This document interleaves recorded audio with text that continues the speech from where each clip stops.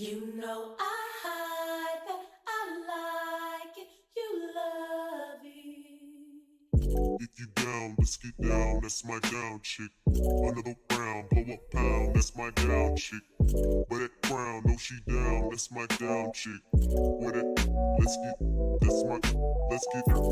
I just called to say, if you say it's cool, then I'ma be on my way. I know I disappeared like a Snapchat with that smart mouth you clap back, but I'm old school like a flashback. Get on my nerves, you tap that, but I like it, baby. Ooh, I bet it turns you on though when I keep you waiting. No. When I pull back, you double down. Can you handle that? Take another round. I be talking shit, I'm in trouble now. Keep the intellect, don't dumb it down, but I hate it when you smoke that kush shit. I don't know, maybe God talks when you burn that bush. I mean, I kinda hope you give me your time and you ain't on the grind. Don't say what I like, but maybe I'm shy, don't believe the hype. You got my heart that is, damn you fine shit. Shoot it, do if it's cool, I'm with you, I'ma tell the truth, but I ain't in a rush. It's just a crush, I ain't looking for love, baby. It's just a crush. Shoot it, do if it's cool, I'm with you. I'ma tell the truth, but I ain't in a rush. No, you can trust me, I ain't looking for love, baby. I mean, let's for a second pretend like we just met. I mean, theoretically, yes, it's a crush, but who gon' get me? The way you do, how we do, when we do, what we do, when we do, put them other dudes. I got you, but if I move away, would you care? Cause you've always been there in the background since the playground that we cutting up when we downtown. You say turn up, I say how loud. Your essence feels like surround sound. If this situation don't come around after you, I'ma need a rebound. I'ma shoot my shot, shoot it, do Whitney Houston. Let's get loose then, cue the music. When I pull back, you double down. Can you handle that? Take another round. You be talking shit, you in trouble now. Keep the intellect, don't dumb it down. Maybe we just need a push. I don't know. Let's give it a second look. I mean, I kinda hope you give me your time and you ain't on the grind. Don't say what I like, but maybe I'm shy, don't believe the hype. You got my heart that is, damn you fine shit. Shoot it, do if it's cool, I'm with you. I'ma tell the truth, but I ain't in a rush. It's just a crush, I ain't looking for love, baby. It's just a crush. Shoot it, do if it's cool, I'm with you. I'ma tell the truth, but I ain't in a rush. No, you can trust me, I ain't looking for love, baby. It's just a crush. If it's cool, I'm with you. I'ma tell the truth, but I ain't in a rush. It's just a crush. I ain't looking for love, baby. It's just a crush.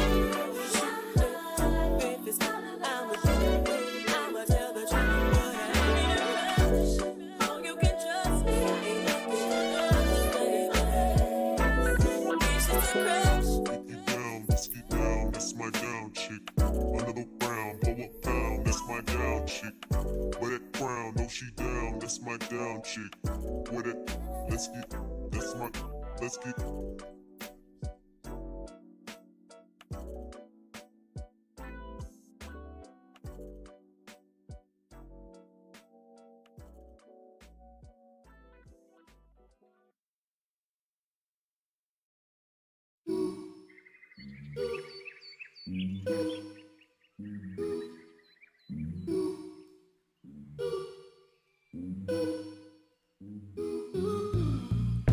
I feel like you coming at me disrespectfully, so I'ma let you take a knee and then get back to me. And I'm deflecting all the questions that they asking me. It's like I'm a fucking package and they tracking me.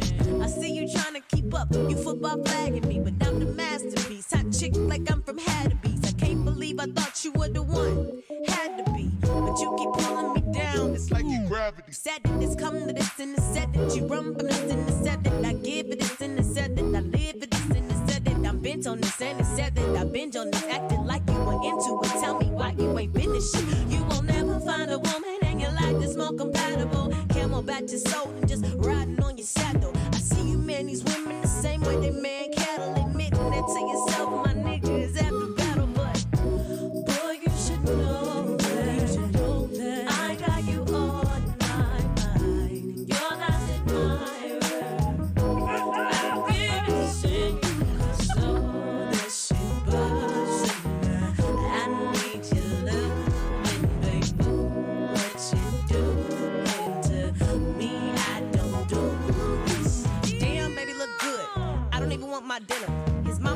saint, but I'm feeling more like a sinner.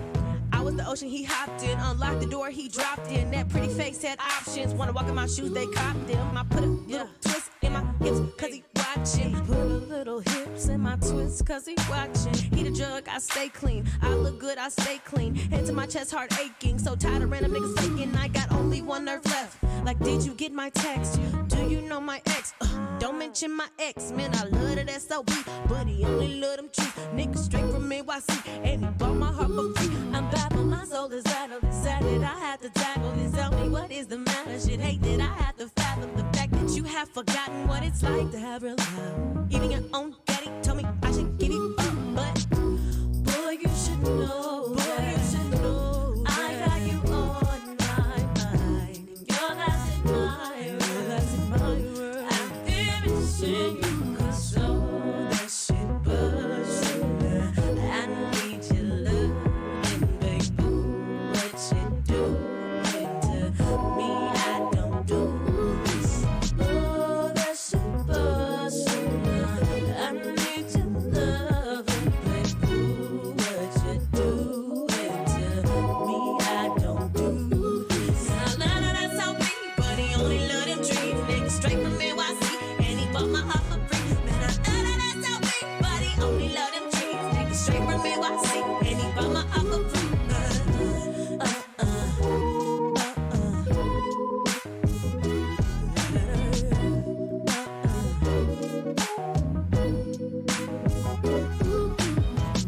You know I stay busy, my work is my remedy, and I keep you no girl, but I stay loving you, girl. Oh, my shit bustin' now.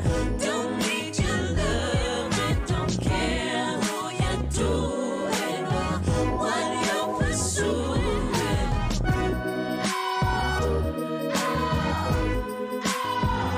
You won't believe it.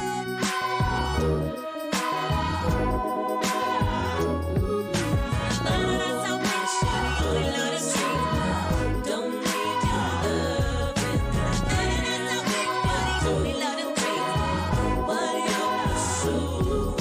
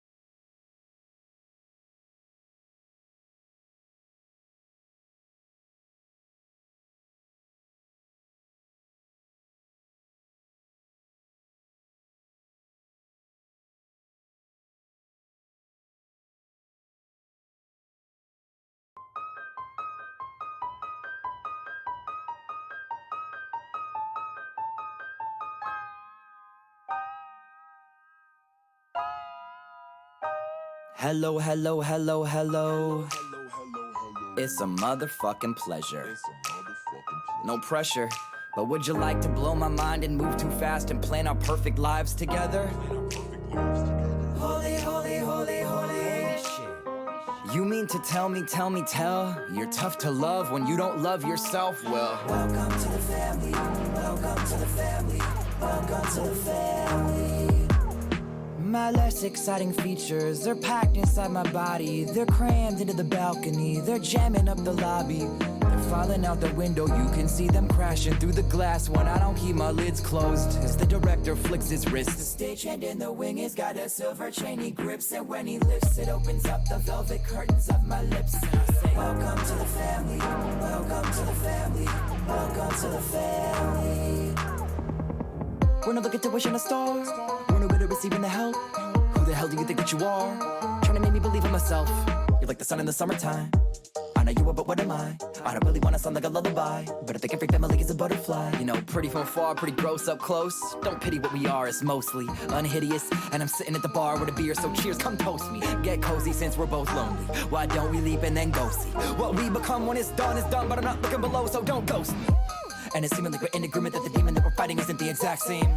But if we're teaming up and carrying the weight together, we can miss a bit of back pain. And if you're into it, then we can get up at the city in a minute in the fast lane. Get hitched in a chapel in Vegas, maybe get rich, life is a craps game. And I take my cue from you on what you wanna do about a last name. It's not so bad to be a Watsky. Welcome to the family, welcome to the family, welcome to the family. Those fires in your attic that rage without permission, some days invade your living room or break out in the kitchen. They breeze right through the building, they just show up as they please and then retreat like grown-up children. Well, how'd you like to split this L and tell me what you've witnessed? If the price of life is hell, well, no one ever had to sell me on how nice a fire smells. Welcome to the family, welcome to the family, welcome to the family. And there's so much I've been silent on, but I'll whisper every secret to you when this mic is gone. And I know you'll listen, and I know it's different, but it gives me peace. Our missing pieces could be siblings. The rough nights ain't leaving, so why the hell should we? And I say welcome to the family, welcome to the family, welcome to the family. You deserve love, you deserve love. You deserve love. You deserve love. You deserve love. You deserve love. You deserve love.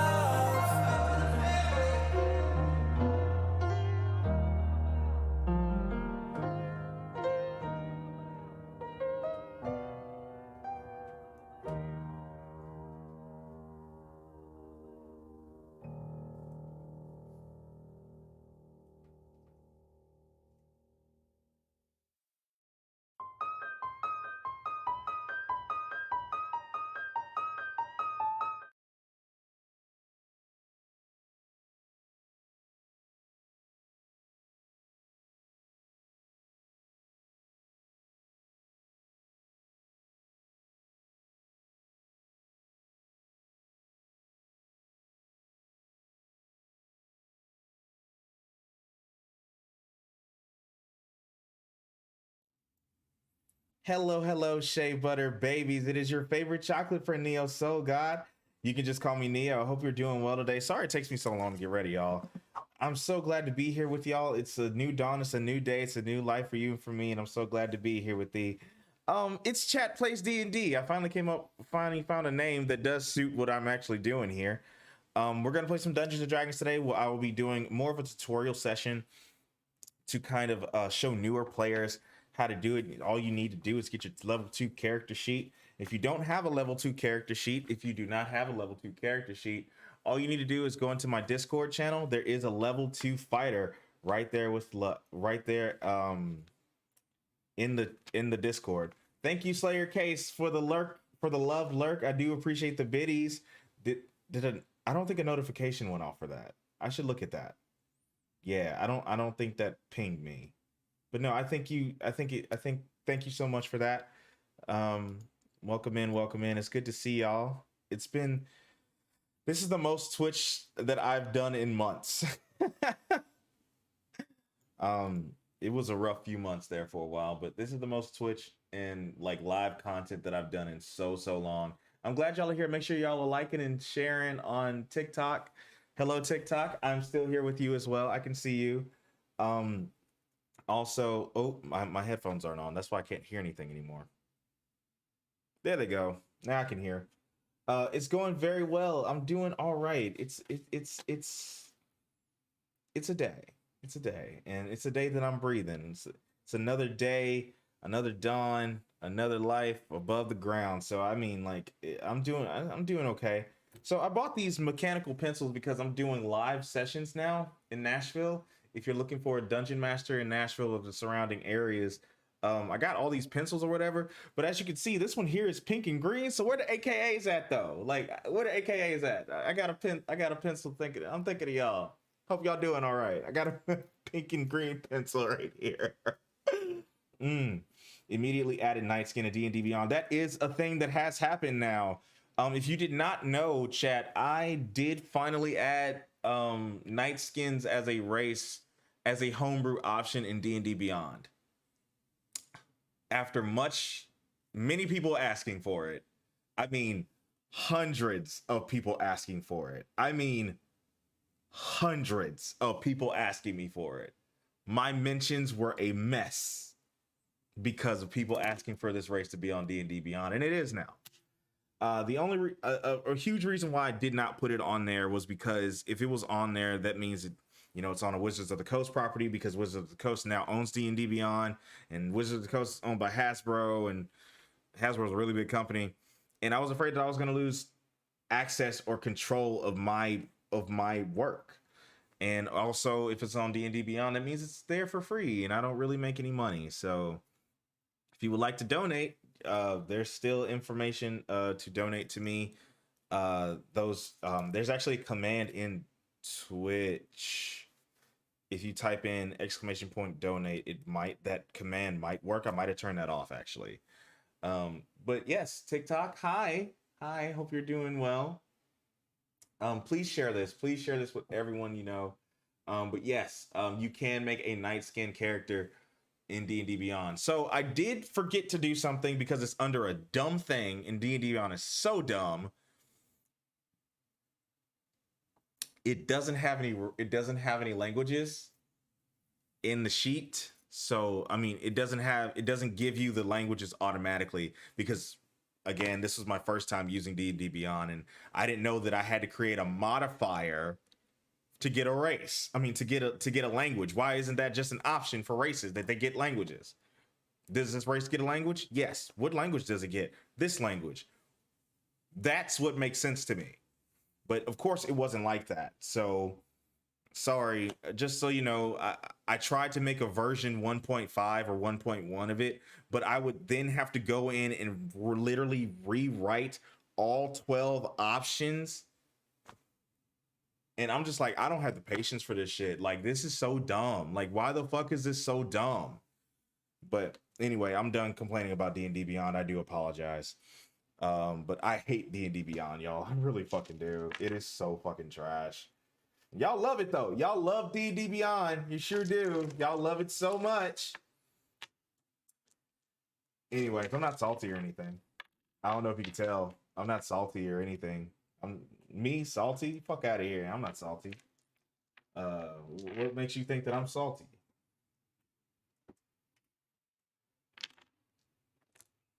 Not bitter at all about D&D Beyond and its fuckery. Me? Neo Soul God? Bitter? Oh. Fuck out of here, boy. Anyway. So, we're gonna play some D&D. Water is wet. Actually, technically, water is not wet, but I'm not going to get into that conversation because I think water is wet, but technically, it's not. It's not dry either, though. So it's a circular argument, and those arguments are. A circular argument is the type of argument that no one can win. So don't waste your time arguing a circular argument. Anyway, hi chat. It's weird because I gotta take to you, camera you, and then I gotta take to you back here. It's strange. Anyway, I hope you got your level 2 characters. I'm really excited. I'm gonna do a recap of last session, where we went over exploration and combat. Like kind of the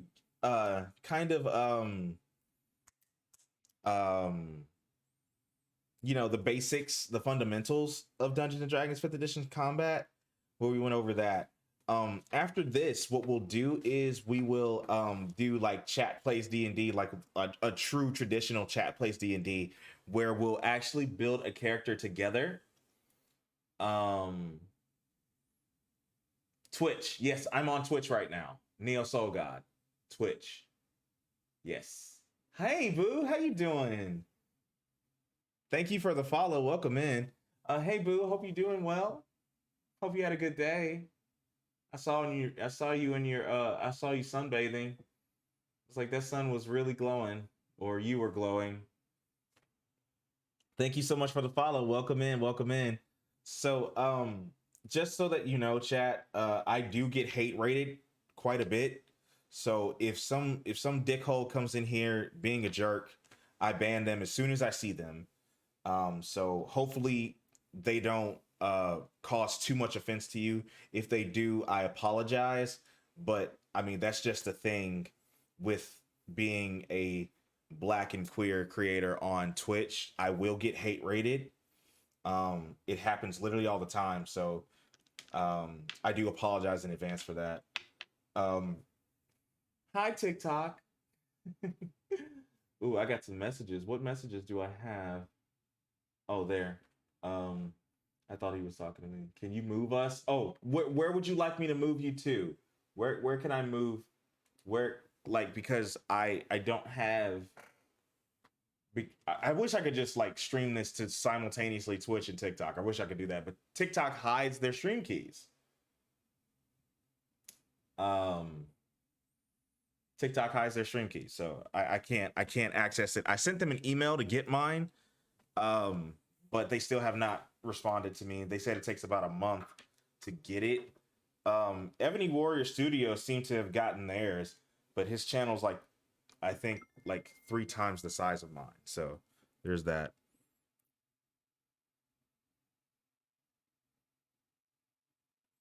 Okay. Is this a little bit better? So you can see us straight on. So you can see, so I can see you straight on. I do have Twitch over here too. If you would like to see me straight on, I would suggest getting on Twitch, because this camera needs to be able to see, I guess, see the map. Shit, I can't even see that.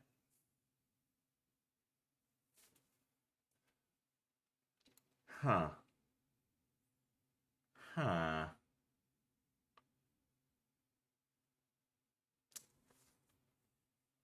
Anyway, Discord link is expired. Yes, you have to use the link. You have to use the Discord link in the link tree.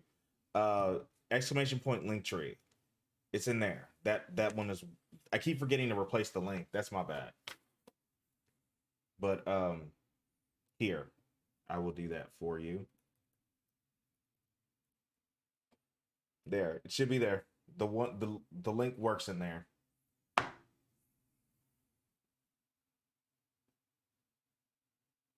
I'll pull up the chat over here, though. I'll pull up the chat. I'll have to pull up the who is it? TikTok chat in front of me, so I can at least see it, so I don't have to constantly turn around to speak to TikTok.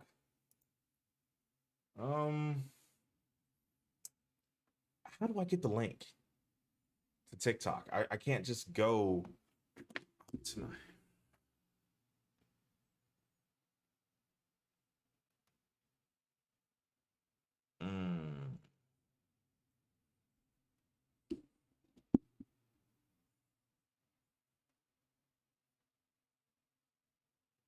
I'm gonna try to get the link to this live.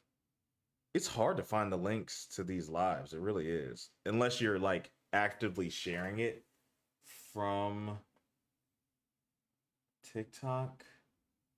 I will share it to Discord. Um.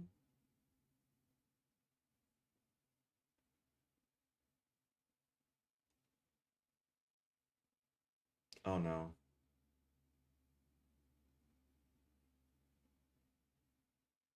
Okay. I think I got it.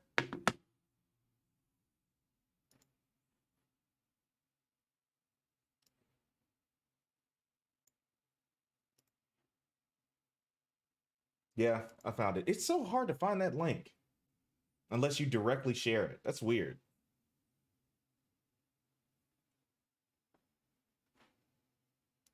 Okay.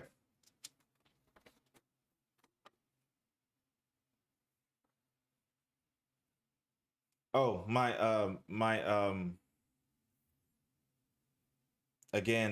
Twitch is Neo Soul God. I am Neo Soul God on everything. So now I can see chat. I can see TikTok chat now. Okay. So we're gonna get started now. So let me put the screen back where I need it. I don't need this anymore. And that is fine. OBS is here. All right. Got this. I am a professional. I can do this. I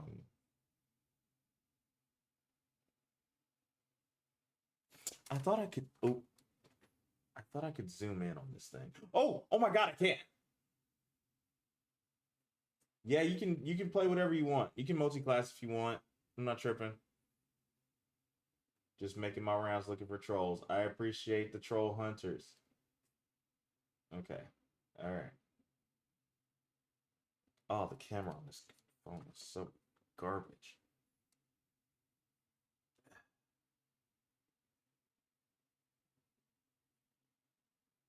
All right.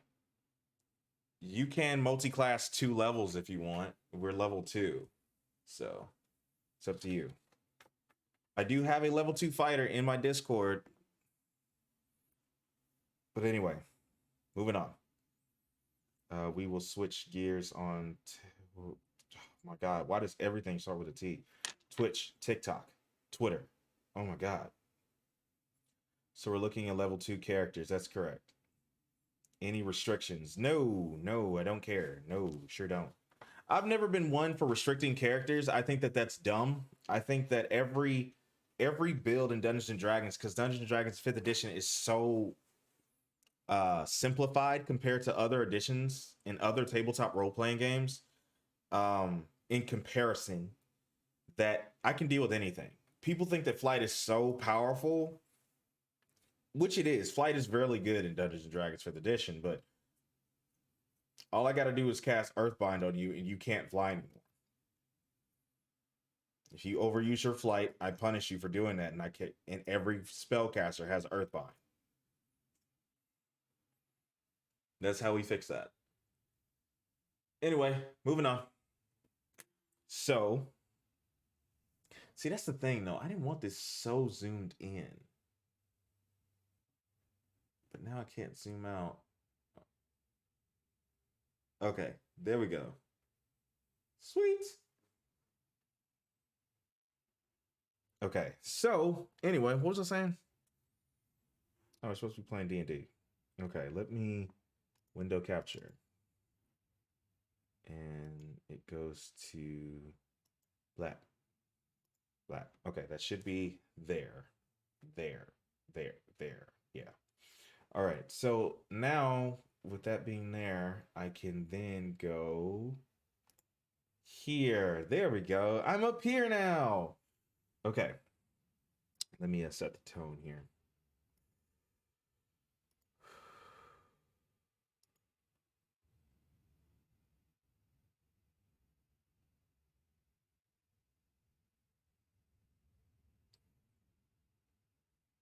Oh, shoot.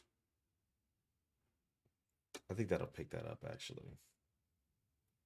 Let me see. Let me see if this doubles audio. It shouldn't, but I'll check.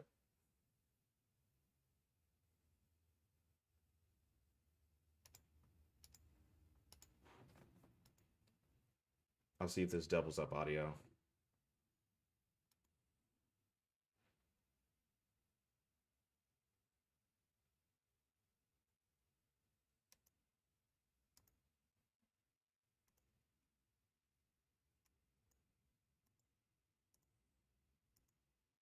So many windows up.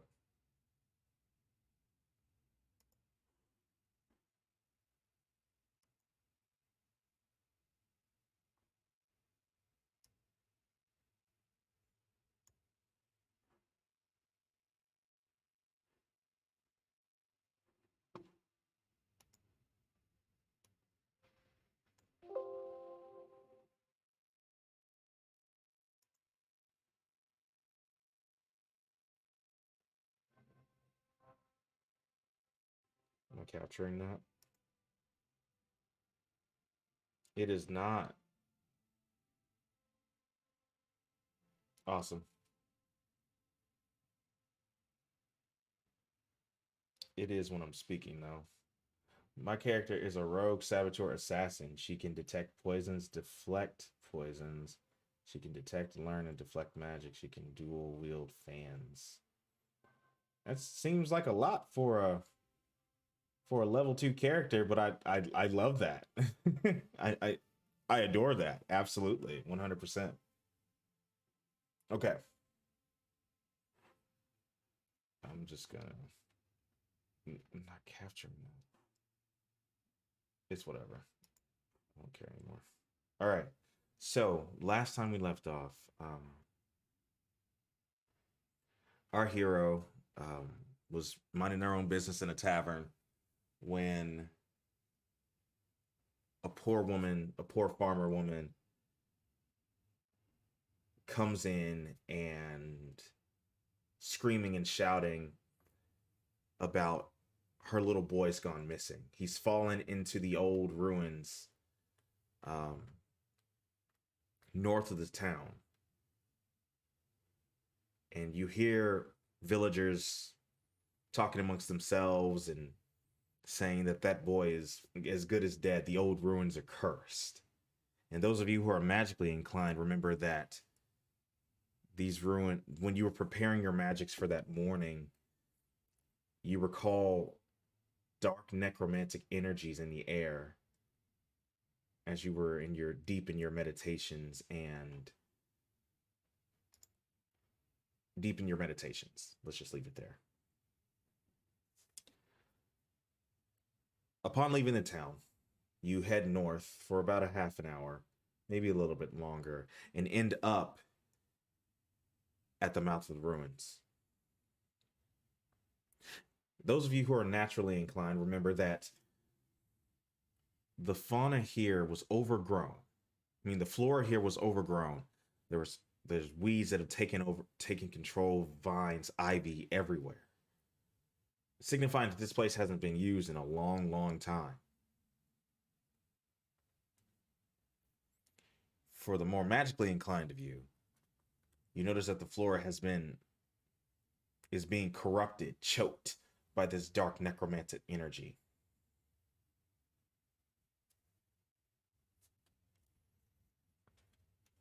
You steeled yourself and headed inside anyway. Upon entering the ruins, you could hear the echoes quieting as the little boy was screaming in the distance. You made haste and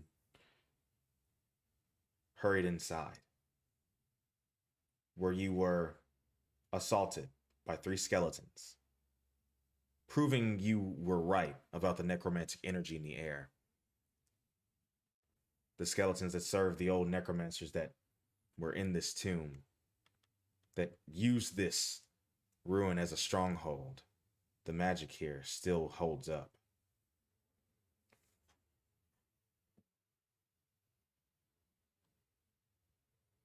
You did battle with these skeletons. You're a little worse for wear, but you held your own. Survived. As the screams in the distance quiet, you fall to your knees, exhausted, needing to take a rest. And that's where we're going to pick up for today. So after that last battle, we took a lot of damage. So what one can do as a result, when they have a little bit of time, is one can take what is called a short rest in Dungeons and Dragons 5th edition. Short rests give you the opportunity over the course of an hour to heal any lost hit points with hit dice, or to prepare maybe, or to get certain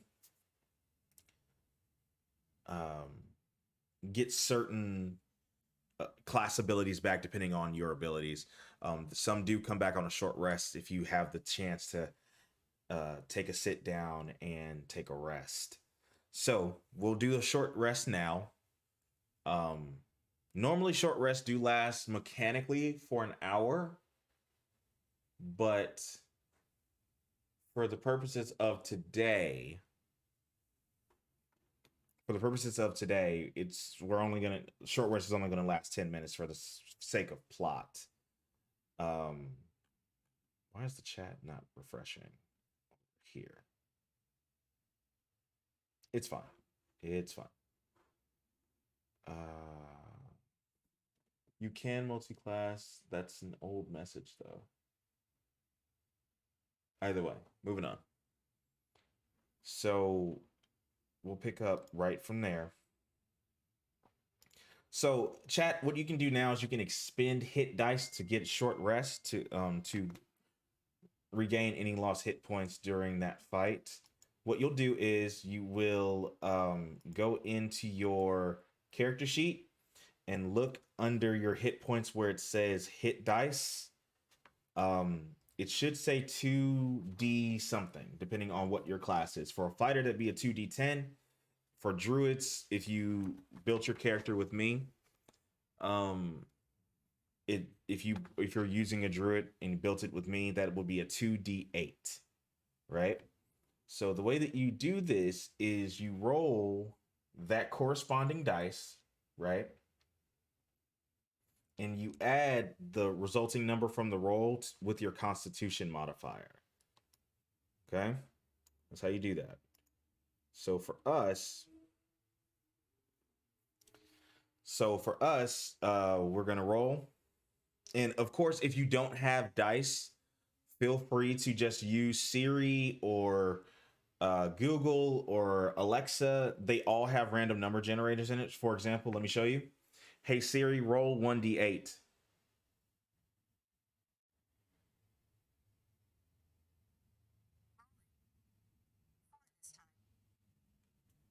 That's simple.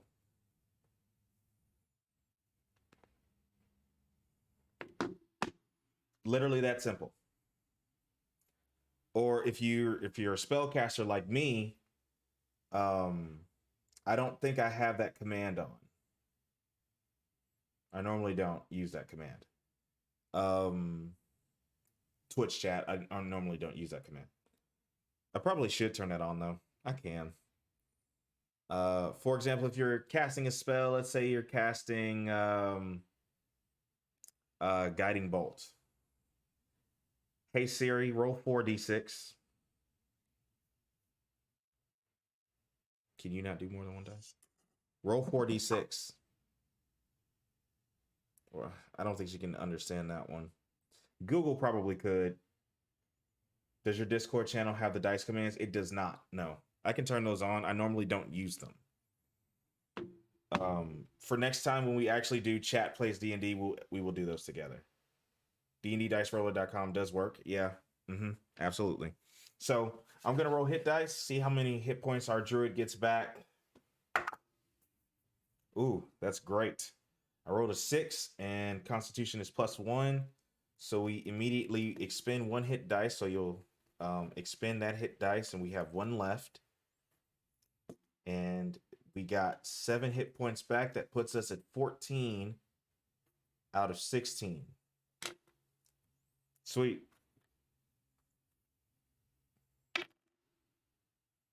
Okay. Oh, let me go in my voice chat. There we go.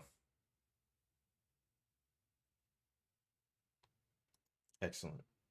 So the way that I say this happens is our druid just kneels down and takes some of the overgrown weeds that have cracked through the floor, that have grown through cracks in the floor, and takes out a mortar and pestle and grinds it up into a smooth paste and just puts it over her wounds. And that's how we will narrate you healing. Now, for anyone who is not a druid, right? For the druids, you got back a use of your wild shape if you used wild shape. If you're playing a fighter, you got back your second wind and action surge.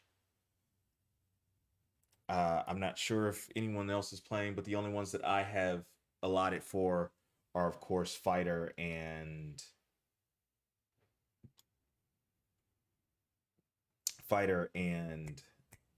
that other one, that other class. Druid. Oh my god, I'm spacing today. I won't cap, chat. I'm a little burnt out. I've been working really hard this week. A little burnt out, but I really wanted to play this with you today and at least get set up for next session. Okay. Anyway, moving on. So with your wounds healed, or at least as healed as they could be, and you can expend as many hit dice as you want. You only have 2, and they do come. You do get half your max on a long rest. So if you used all of them, you would only get 1 back at the end of a long rest at the end of this session. So anyway, let's move on. So patching yourself up, you pick yourself up and pick up your gear and begin continuing through the dungeon. Let me turn some music on for that.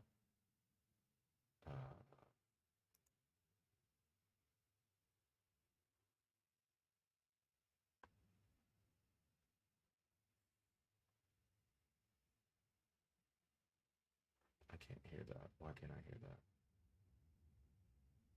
Let's go down here. Black field. Yes, this one. Absolutely. It's my pleasure, actually.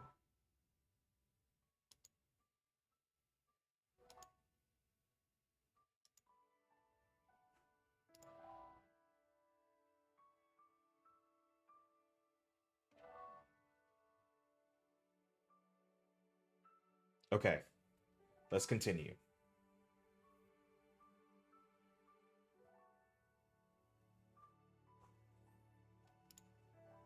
We continue making our way through the ruins, listening to the child in the distance. Let me pull up my notes, actually. I don't have the session notes in front of me like a goober.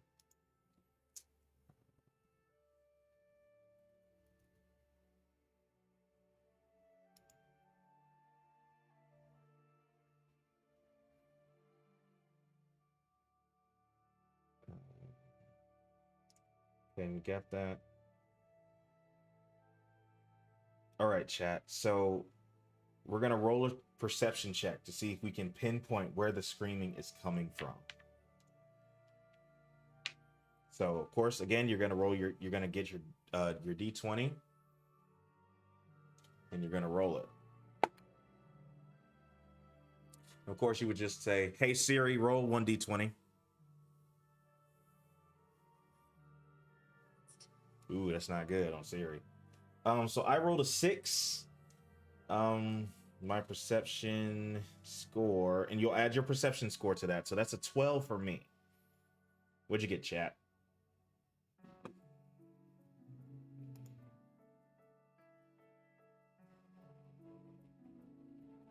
I appreciate you being here. Oh, I could just turn that off. Yeah, I'm sure the audio is coming through now. It might be a little bit muffled, but I'm sure y'all can hear the music, so it doesn't double up. Ooh, 22 on the die. Oh my goodness. So if you rolled above,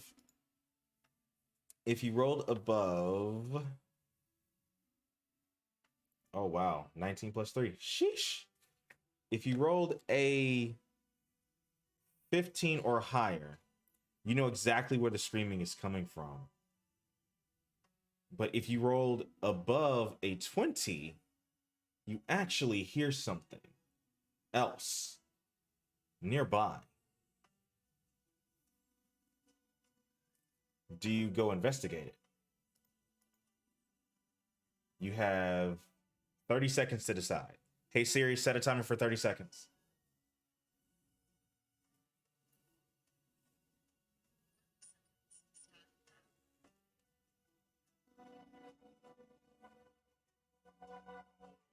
That's 2 yeses. TikTok chat. Do you go investigate the sound? When one person succeeds the check, it unlocks that for everyone. That's how I'm running this. So somebody got over a 20, so that's how we're gonna do it. Okay, that's 30 seconds. Someone said I sneakily go to investigate. So everybody roll a stealth check. Again, you roll your 20, add your stealth. Ooh, that's an 11 for me. So I got, thank you for the follow. Welcome in. Grab your character sheet and let's get it. A level 2 character sheet. There's a fighter in my Discord if you need it. 11 plus, what's my stealth? I'm not trained in stealth, so that's gonna be just a straight up 14 for me. That's what I got. I see a 15. Anybody else want to roll stealth? 24. Oh my God. 16 plus 8. Somebody's got to be a rogue. That's the only way anybody can have a plus 8 at anything in this level. Sheesh. Somebody took expertise in stealth. Okay, so with a 24, if you rolled above a 30, let me actually check.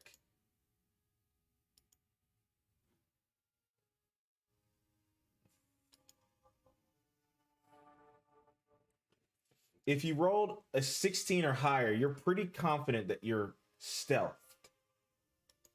So that unlocks it for everyone. So I will move us. So to your right, you sneakily, at half speed, sneak into a nearby room.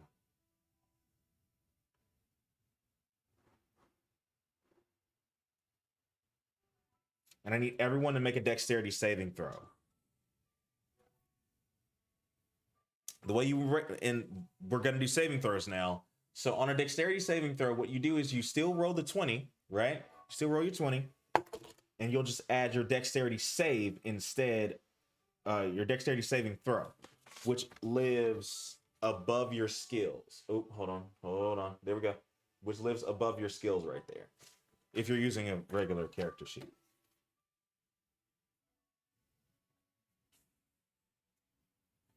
So, oof, that's not good. That's not good. I rolled a 5 on my save.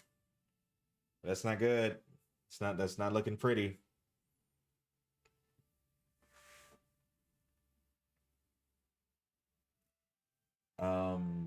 Okay.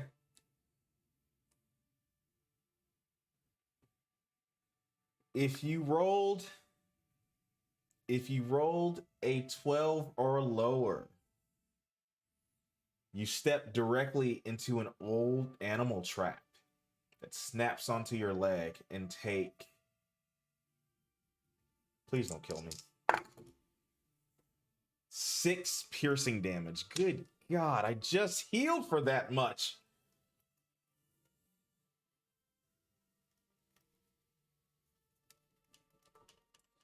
So, ow, that hurt. That hurt me quite a bit.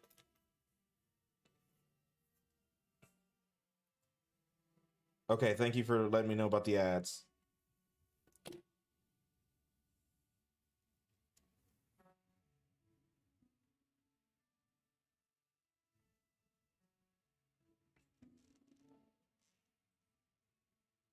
Oof. I just took a shit ton of damage, y'all. If you rolled above a 12, you nimbly dodge out of the way as the trap goes off. Okay, yeah, the ads are done. So if you rolled a 12 or higher, if you rolled higher than a 12, yeah, if you rolled 12 or higher, you nimbly dodge out of the animal trap before it snaps onto your leg. I, on the other hand, was not so lucky, and I took 6 points of damage. Good God. But as you nimbly roll out of the way of the trap going off, that trap is now usable if you were able to dodge out of it. You can add 1 hunting trap to your inventory. As you add the hunting trap to your pack, you can hear quiet whimpering in the distance. About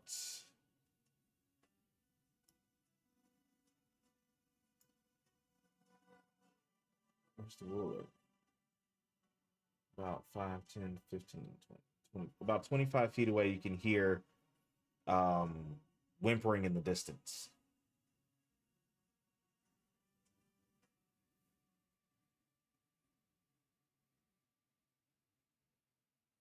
Do you go investigate the whimpering? Hey Siri, set a timer for 30 seconds.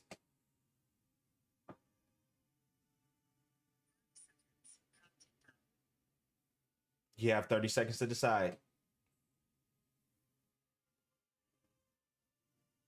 You can call out, but there is no answer.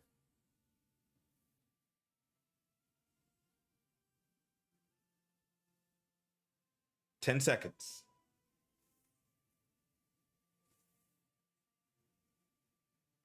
Okay, got some yeses. Got some yeses. Okay. Chat agrees that we are going to go investigate. So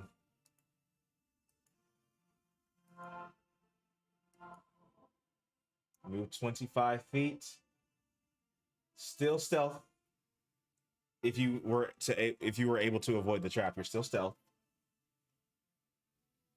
As you come up on behind this last pillar, there is a what looks to be a canine creature stuck in an animal trap.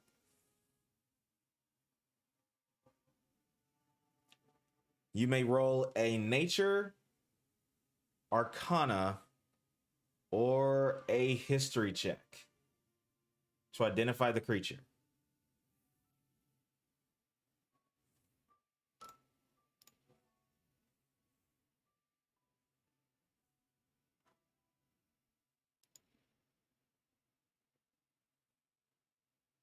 Hey Siri, set a timer for 20 seconds.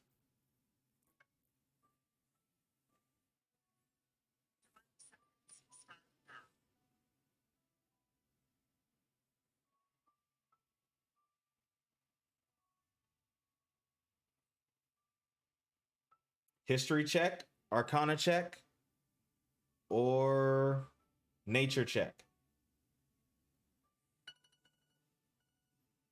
Okay, what is those rolls?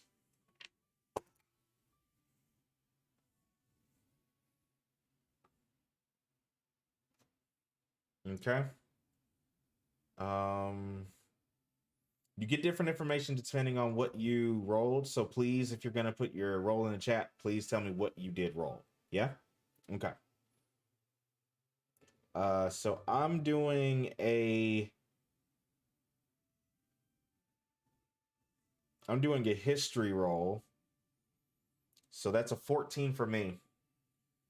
We got a 20 on history, a 19 on arcana. Okay, so with that, you are able to identify, with a 20 or higher, you are able to identify this creature as a blink dog. And if you rolled arcana, you understand that this is a blink dog, but they are creatures of the Feywilds. Teleporting dogs that are normally good creatures. Very hyper intelligent. They speak Sylvan, though. So if you speak Sylvan, you can communicate with it.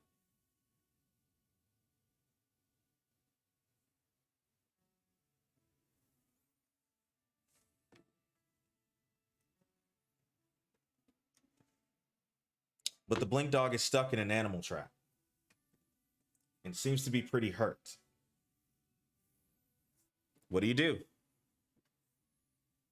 Have 30 seconds to decide. Hey Siri, set a timer for 30 seconds. Hey Siri, set a timer for 30 seconds. Sylvan is not Elvish.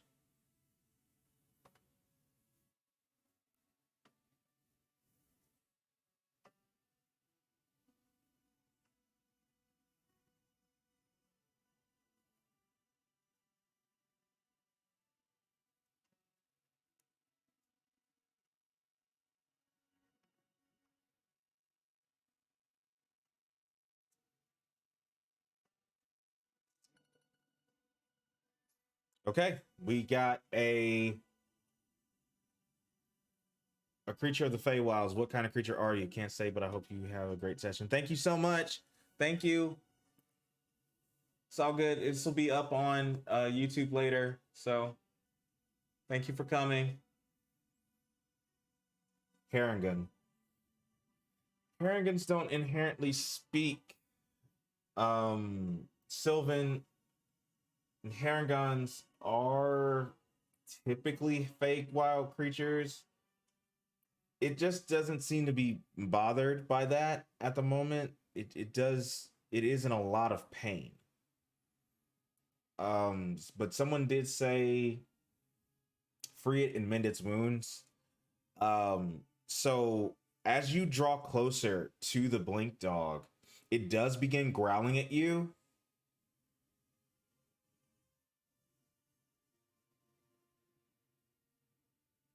It seems to be pretty frightened in its current state. It probably fought off some skeletons and got pushed back in here and might have gotten caught in this trap.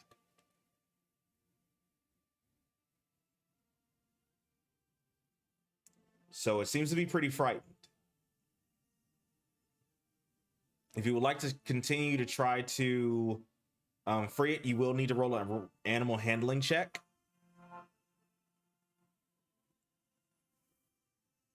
Animal handling. You'll roll your d20 and add your animal handling to that roll. Not too shabby.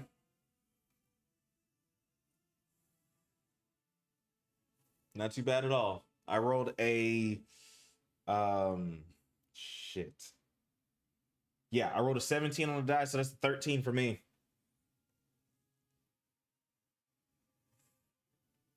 $13 for me. What'd you get, chat?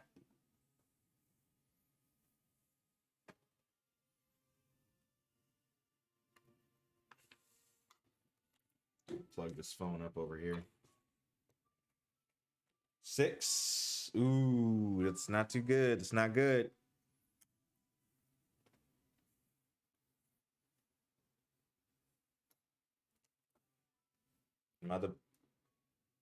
None of the druids took animal handling? None of the druids took animal handling? You heathens! How you gonna be a druid and not have animal handling? Oh, never mind. Somebody rolled an 18. Okay. So with an 18, you approach quietly, low to the ground, your hands out. You know that this is an intelligent creature, but at the end of the day, it is still a dog. So you make yourself look small and non-threatening. Still kind of growls at you, but he doesn't snap. He just kind of sees that you're going for the trap. And to disarm the trap, you have to make a flat, you have to use either thieves' tools or sleight of hand. Your choice. Because I know there's some fucking rogues in here. gonna just adjust this camera real quick, y'all. Sorry, I get motion sick when the camera moves, so I hope it doesn't affect you too much. Okay, what's that?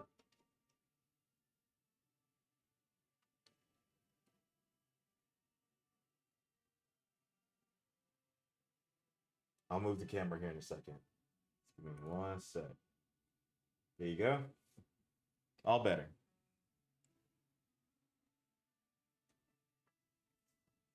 Okay, so again, I have both. So how do I roll? You just choose one. You choose one. With Thieves Tools, you would just roll the Thieves Tools. You'd roll a d20 and add your dexterity to it, to that roll. Thieves Tools has a different DC than just using your bare hands.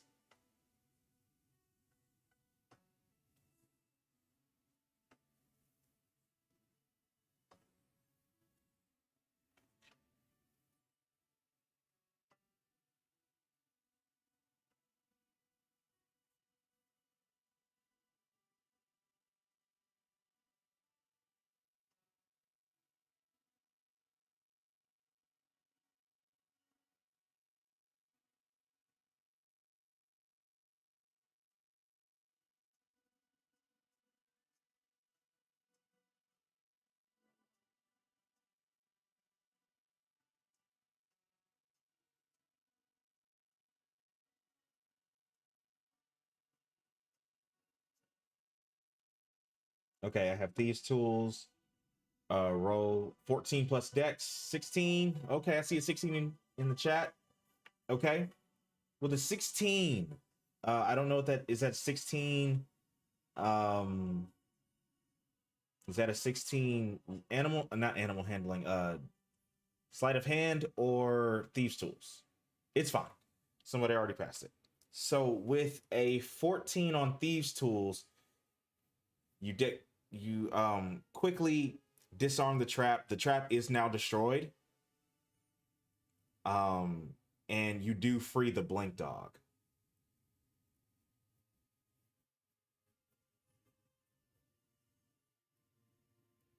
The blink dog hops out of the trap and licks you on the face, and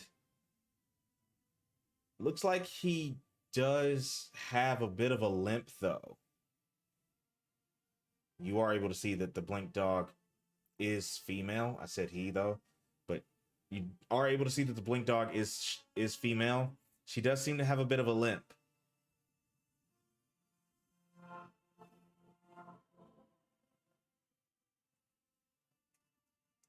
Lower this just a little bit.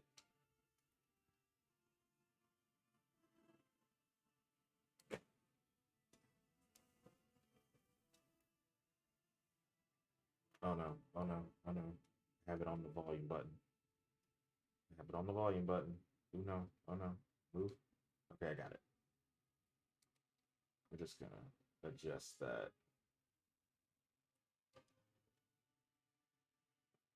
Okay. There we go. So, how do you help her? Because she is pretty banged up. That trap must have been digging into her leg for quite a while. And like as it stands now, she won't be able to move very far.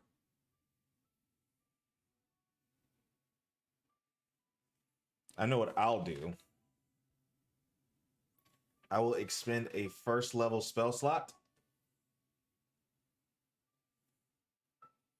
to cast Cure Wounds on her. If you do not have healing spells, you can do a medicine check on her to try to patch it up.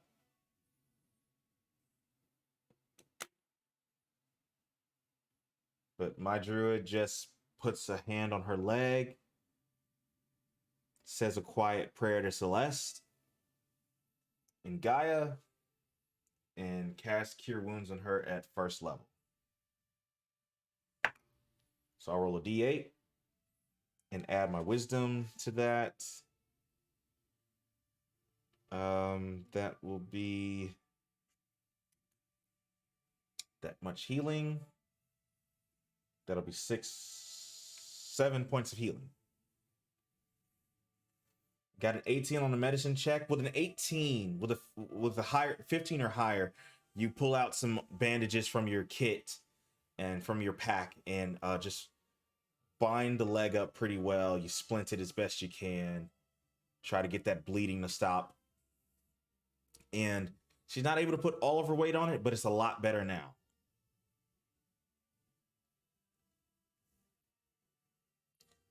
And as you finish patching her up again, she licks your face. And on her collar, you see that it says in Elvish. If you speak Elvish, I believe there is someone who does speak Elvish here. So that unlocks it for everyone. You see that it does say in the Elvish language, Sith, on the collar. And you'll recall that on the job board at the tavern, you did see that there was a reward if you found the if a dog had gone missing and that her name was Sif, and there was a reward to bring her back home. You say the name Sif out loud, and she responds jovially and bounds up and down as best she can before she puts weight on that leg again and kind of calms down a little bit. But yes, you know that the Blink Dog's name is Sif. And after that moment, her ear twitches and she looks toward the south. Looks like she's got something, and she starts heading off. Do you follow Sif? You have 30 seconds to decide. Hey Siri, set a timer for 30 seconds.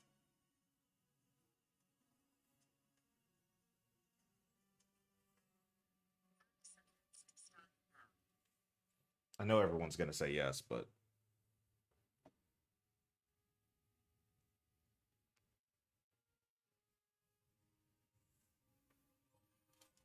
awesome.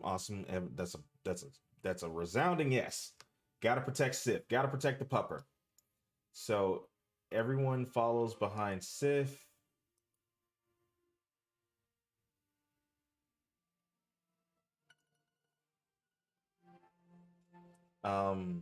Sif is moving pretty quietly, so Sif's gonna roll stealth.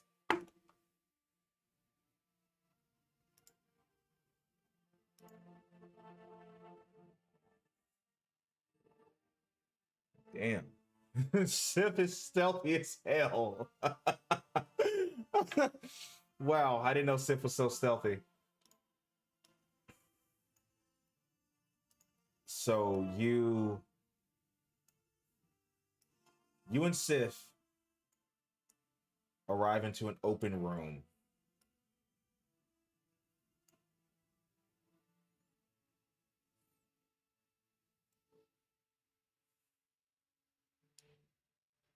With one door exiting out of it here in the south corner. Sif runs over to the door and starts scratching at it. Seems to be pretty locked, pretty close tight.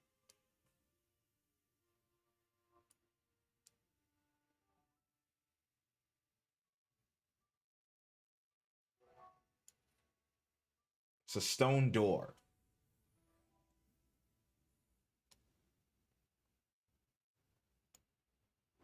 If you would like to investigate the door, you would need to roll a investigation check.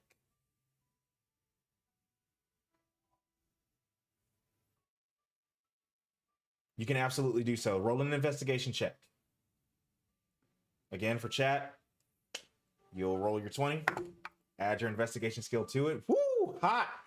I rolled an 18 on the die. That's a 19 for me. 15 on investigation, 15 on investigation. Got a 17. Welcome in, welcome in. We're playing D&D. Get your level 2 character sheet. And we're also on Twitch if you want to play on Twitch too. Link in bio. Ooh, that's a 7. So with a 15 or higher, you are able to see that this door has no mechanism to open it. It looks like it's a door that slides shut from the top, but you can't see any portcullis or anything to get the door open.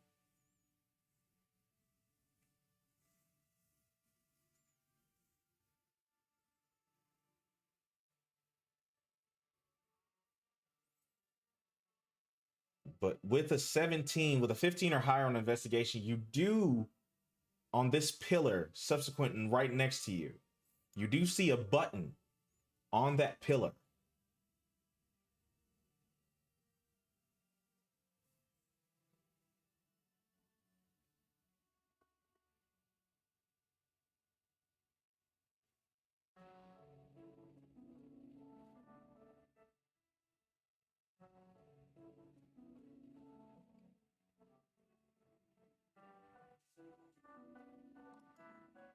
There's a button on this pillar here.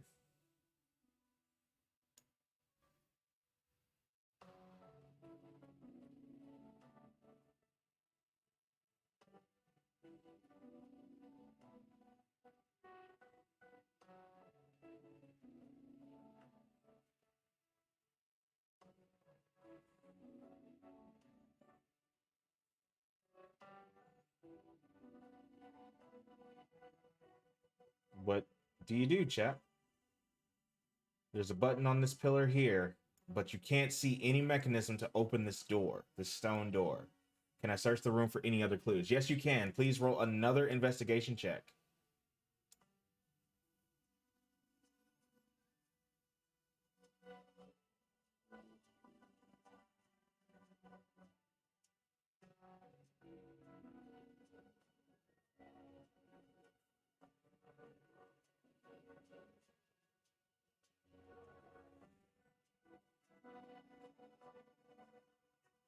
$24. Dear God. Okay. Cool. So on a 24, on a 20 or higher, you realize that each of these pillars has a button on them. We'll zoom this in. Let's zoom into the room. Every pillar has a button on it.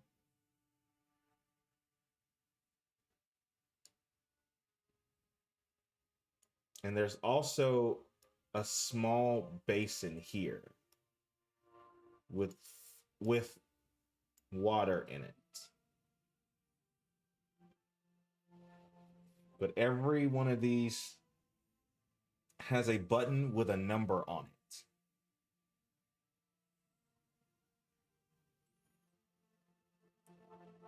From 1 to 8. In Elvish.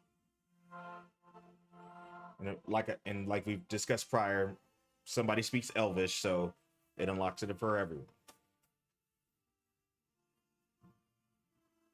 But that's all you can garner. And of course, again, this basin here.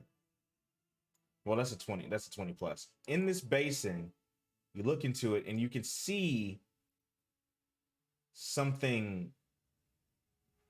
You can't make it out because of the water. The water's all cloudy.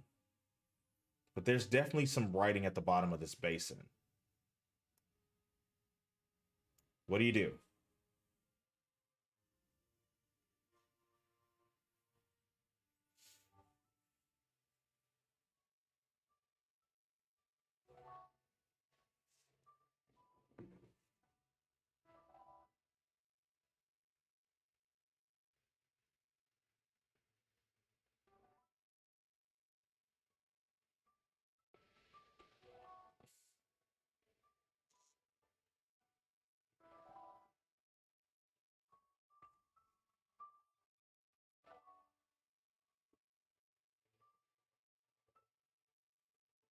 How big is the basin? Is it feasible to empty it and see the bottom?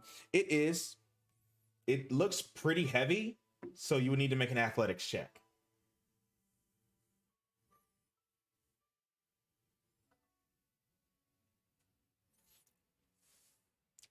Can I carefully take some out with my water skin?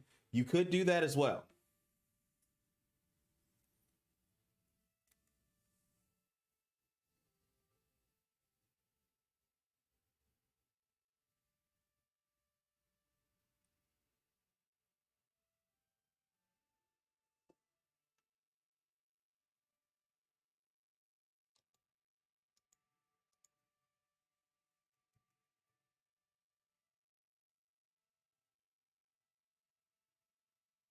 Nat 20 on athletics, dear God. Okay. On a nat 20, you plant your feet, get hands around, get your hands around the basin, try to lift it, and it does not budge. As you try again, you realize that your hands can't move.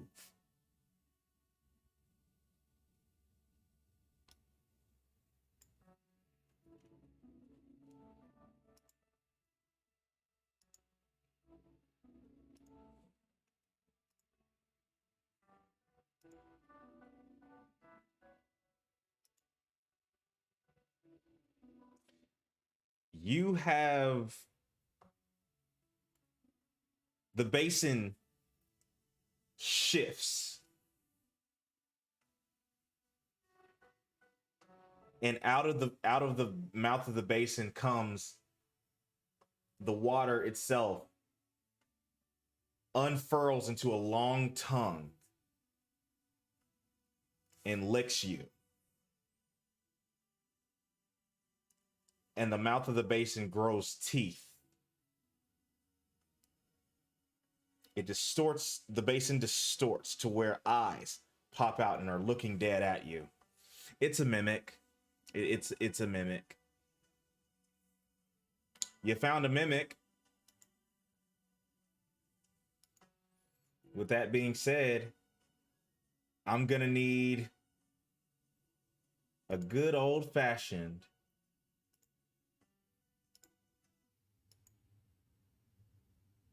as soon as I play the right song, roll of initiative.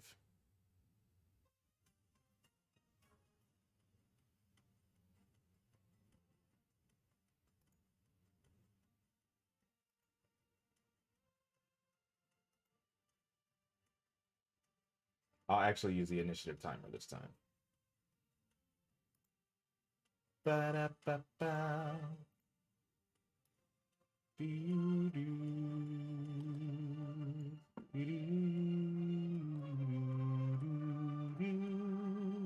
Love this song.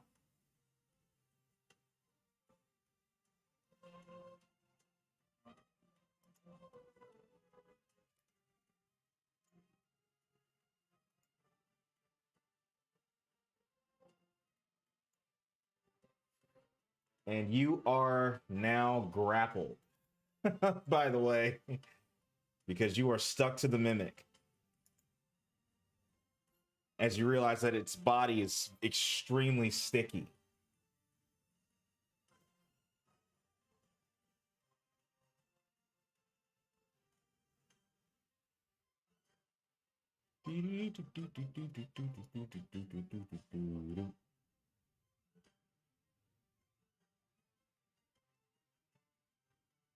Okay.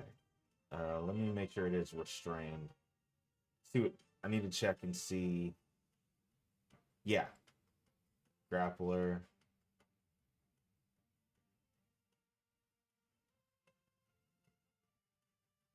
Hold on.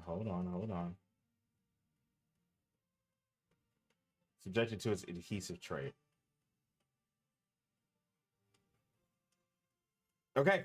Yep. You are now considered grappled. So we'll put that on you. Oh, somebody made the joke. Ugh, somebody made a sticky situation joke. Ah, it hurts. So the mimic will roll initiative. The mimic rolled a 15 on initiative. Dear God.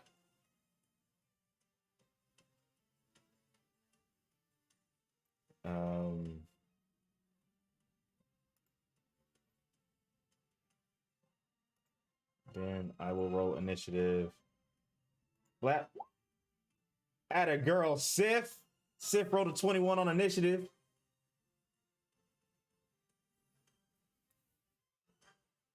What'd you roll, chat? Oh, that's 11. That's a 12. That's a 14.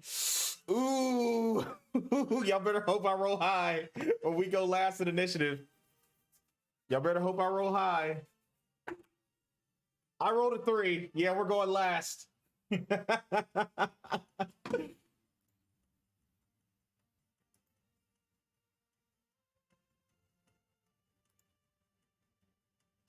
How do I forgot how to add? I forgot how to add. Add turn. And we will just, yeah, we'll just put it at initiative 0. Oh my God. This is probably where we die, actually. All right, so Sif seeing you stuck to this creature and hearing a low rumble, low growl from the mimic, Sif springs directly into action, uses her bonus action to teleport here, pulls the scimitar from your sheath, from your sheath on your side, puts it in her mouth between her teeth, spins it, and cuts into the mimic.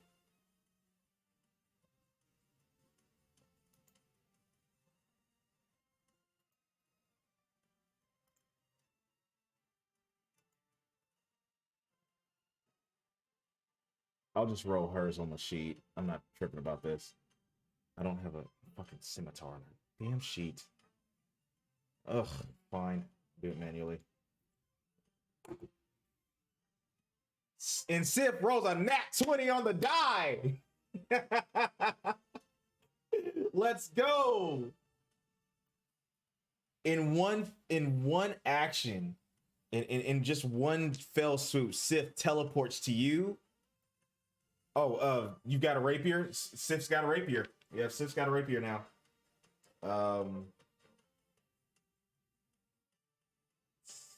So Sif, I think that's a D8. Yeah, they're D8s. So Sif unsheathes a rapier, spins it in her mouth, and slashes into the mimic. And does... Oh my God, Sif. Calm the fuck down. Sif does... Oh my God. Sif does a shit ton of damage.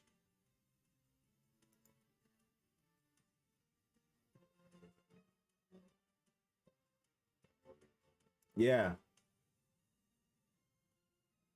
Sif does a total of 14 damage to this mimic. Whoa. And I know that this says 58 hit points here. Ignore that. It does not have 58 hit points. This is... I'm not crazy. I promise I'm not crazy. So 14 damage. I'm gonna write that down. And then he's taking 14 damage from Sif. Not that Sif got a nat 20 on the first fucking turn. 14 damage to the mimic. Okay.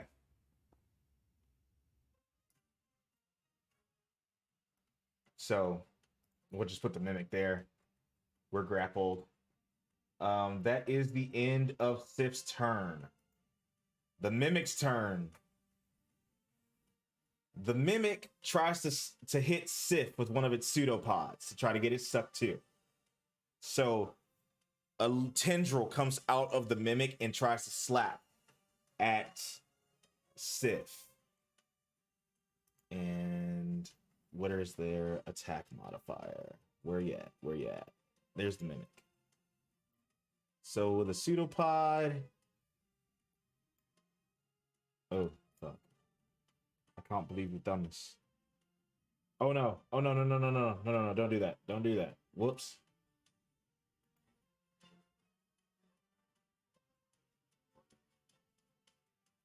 I goofed. I'll fix that in a minute.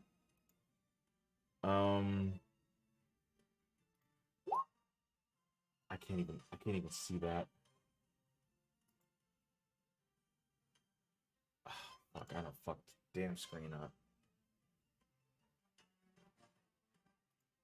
Minimize that.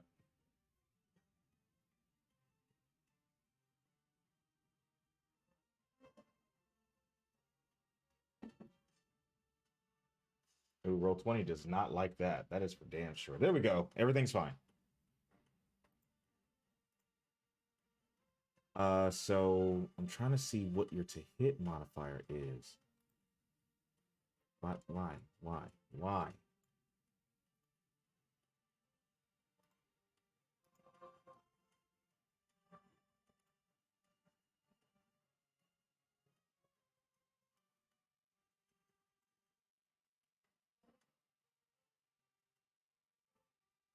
Waiting for Roll20 to get its life together.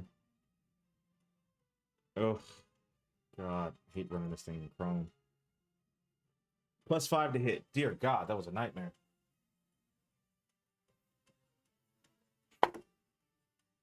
That is a 19 to hit Sif. That's definitely going to hit her. And it'll roll how much damage? 1d8. Okay. The mimic deals 6 damage to Sif, and Sif is now grappled by it. But that's the end of the mimic's turn. That leaves it to us. Okay, what are we gonna do, us?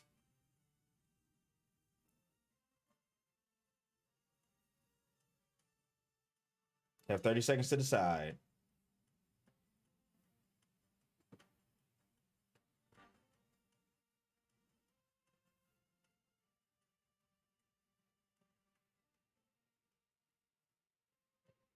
Attack. Well, okay, that tracks. that tracks.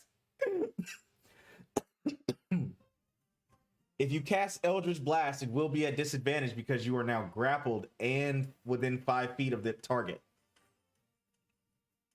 Oh, freeing yourself might be a great option. You can use your action to do so, I believe. Let me check the mimic sheet.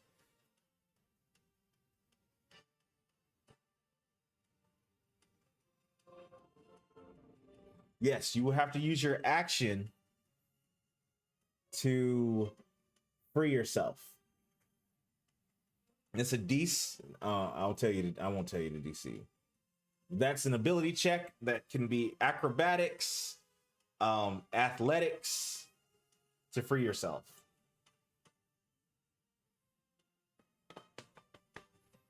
So you have 30 seconds to decide. Hey Siri, set a timer for 30 seconds. Acrobatics, okay, that's an acrobatics roll. That's a 19 on the die for me. What'd you get, chat? 14 total. 14 acro.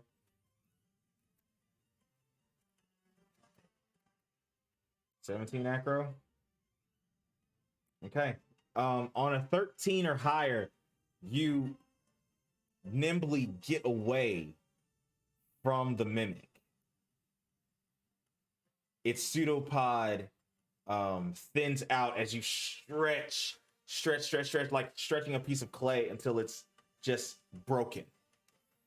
And there's a little bit of its tendril left over as it just begins withering attached to you and just falls off of you.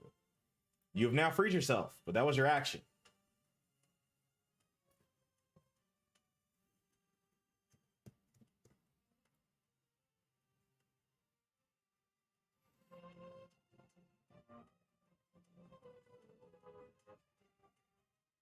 What are you doing now?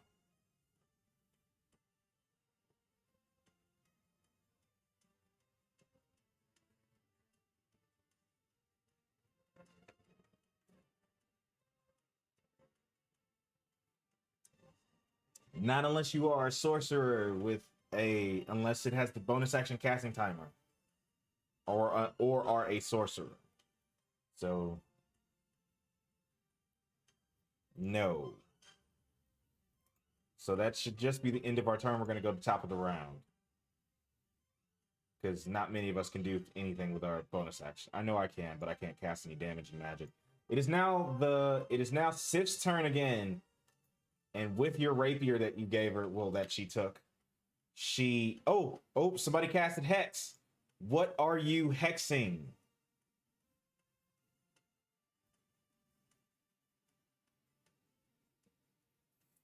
If you move away, that will activate an opportunity attack from the mimic.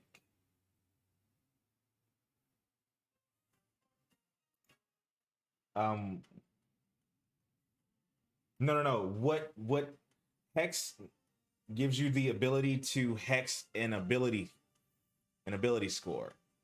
What are you hexing? Strength, dexterity, constitution, intelligence, wisdom, or charisma?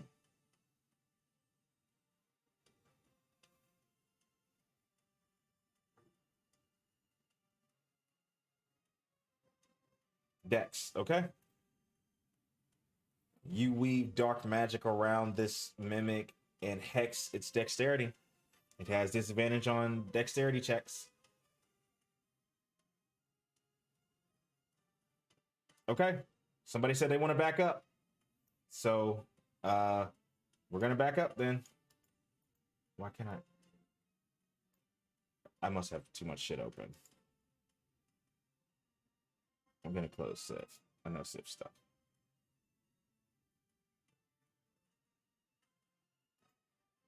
Okay. The mimic will try to hit you with one of its pseudopods to get you back to come back in. Oh, that's an 8. That is a miss.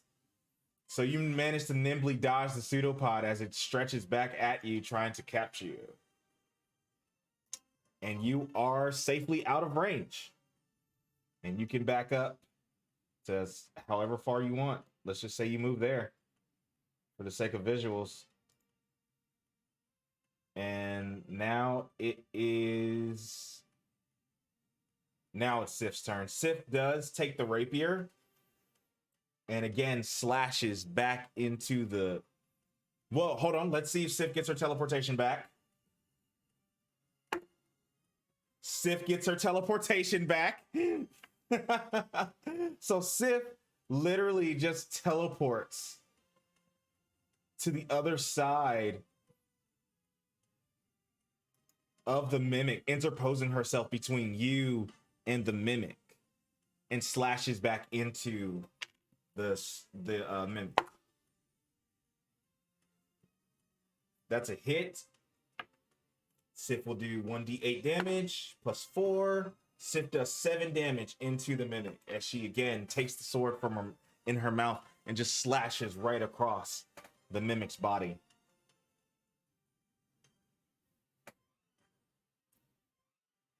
You're skilled. You feel that you're skilled enough with a bow and arrow to be able to shoot over Sif and hit the mimic. Sif is a little shorter than the mimic, so you're fine. That's the end of Sif's turn. The mimic will try to bite Sif. No, I wouldn't do that. We'll try to do pseudopod first. So it's gonna do its try to hit it with a pseudopod again. That's a 19 that will hit Sif. So Sif is grappled and will take... Ooh, that's max damage. Sif will take 11 bludgeoning damage. That does hurt her quite a bit. She whimpers out in pain as she takes that blow.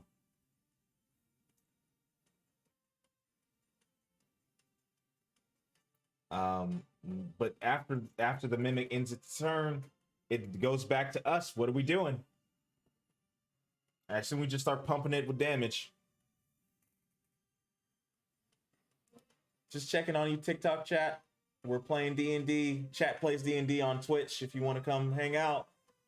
Twitch.tv/NeoSoulGod. Somebody hit it. Somebody said the Eldritch Blast. So roll them 20s. Roll them 20s. See if you hit. Ooh, I rolled a nat 1.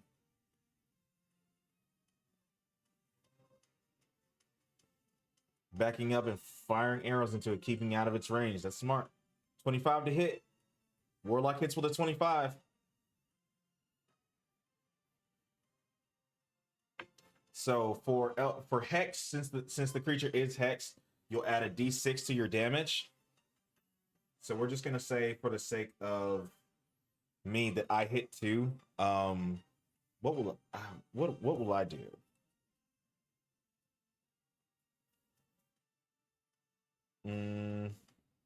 No, I'm gonna keep my distance. So short bow arrows d6. That is correct. So we'll roll 2d6. You'll roll 2d6 for damage. Our warlock will roll 1d10 plus 1d6. Unless they took the Eldritch Invocation for Agonizing Blast, because this is level 2. I rolled pretty high. I rolled 11.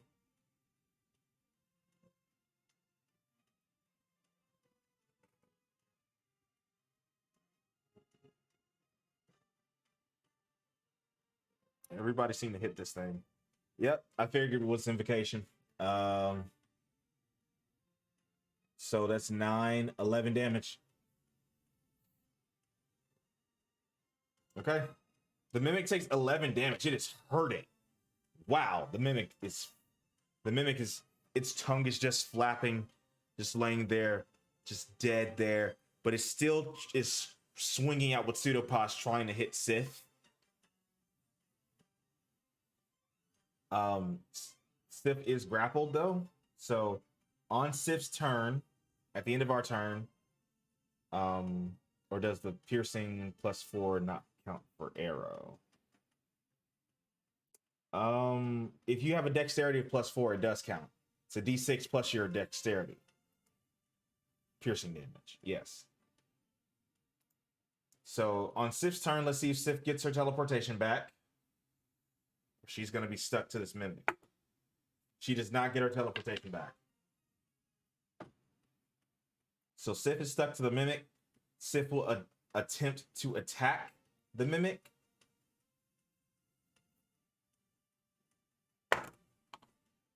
That's another nat 20. Yo, this, just so y'all can see that I'm not capping. It's literally up against the bottom of the thing. I'm gonna try to turn it around so it doesn't move. I don't know if y'all can see this. Hold on, I'm gonna try to lift it up. It moved. It's a nat 20. It was a nat 20. Sif rolled another damn nat 20.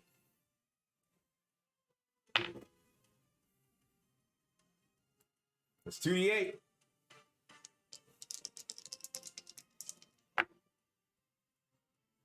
Not as good on damage this time. 5, 6. I mean, shit, that's still 10 damage. Never mind. Yeah. Sif does 10 damage to the mimic. The mimic is barely hanging on. Yeah, the mimic is barely hanging on. It still does have her grappled, though. So in its desperation, it is going to try to swallow her. It tries to bite her. And it does have advantage on this because she is still grappled.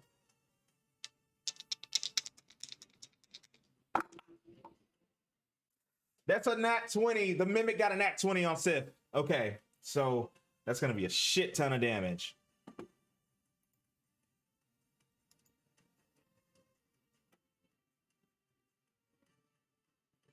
Oh my god, that's so much damage. Oh my god, that's so much damage. This might drop Sif. That's 1, 2, 3, 4. That's 48 of damage. No, we'll keep that. That's a 1. Oh my god, that's so many 8s. No! Sif, no! Sif, no! That's 16, 20, 21 damage. Oh! Oh my god, Sif, are you okay? Let me check Sif's HP. Sif has like 5 hit points left. Oh my good God. Oh fuck. Okay. So Sif, as the maw of the mimic closes on Sif, you can see acid pouring from the teeth into Sif's flesh. As she howls out in pain, she still stands her ground, but Sif is hurting. That puts us at the bottom of initiative. What are we doing? Oh my God. Oh, sweet Jesus. Sweet Jesus, Sif.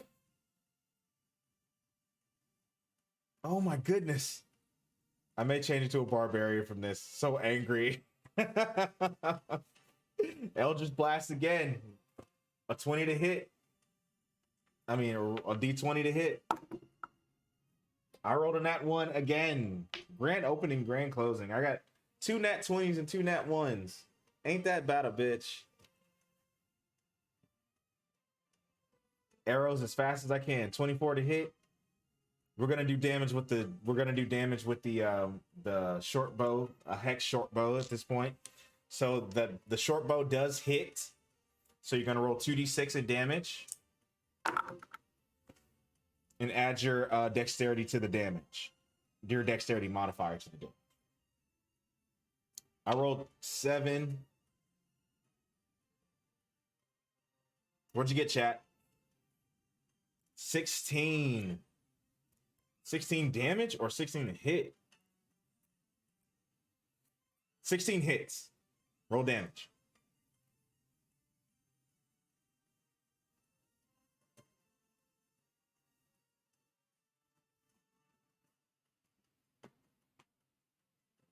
Nine damage. Sith, bleeding, stuck to the mimic, barely hanging on, barely conscious. The mimic trying its best with its weak jaw now to chew on Sith. You line up your shot. And as the mimic tries to open its mouth for another big bite on Sith, you let your arrow loose. The arrow shoots directly into the mimic's mouth. The force of the arrow takes the mimic's head and pins it to the stone wall behind it.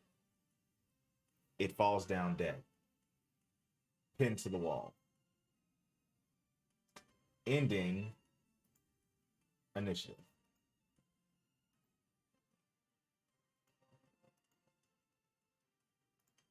Oh, dear God. Y'all almost got Sith killed. Good work. The mimic lies dead.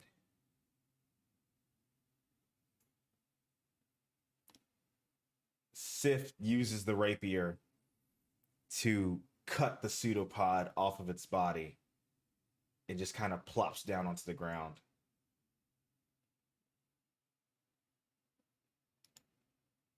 I don't care what y'all say. I'm not letting Sith die, damn it. I'm using my last first level spell slot to cast Cure Wounds on Sith. I don't give a fuck. I'm doing it. I'm doing it. Sith was the total MVP of that. Absolutely. Let's go.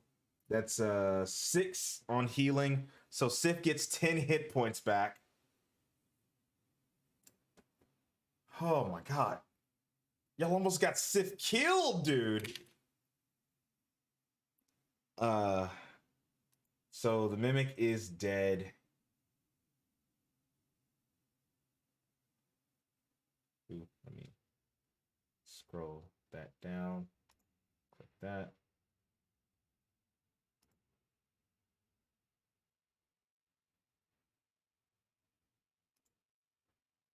X on it.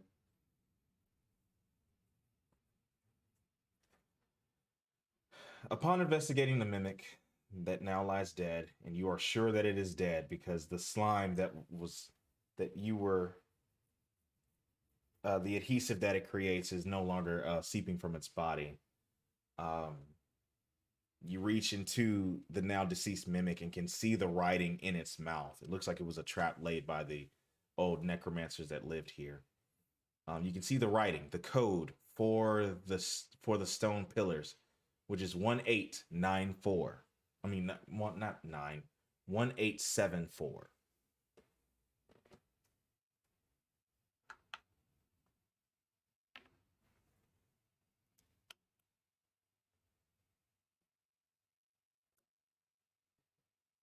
Sif has 5 fucking HP. Of course, ignore these numbers except mine. This is actually accurate for my character. This is not Sif's accurate health. So Sif has 5 hit points remaining. Oh, no, I just healed her for 10, 15. I just healed her for 10.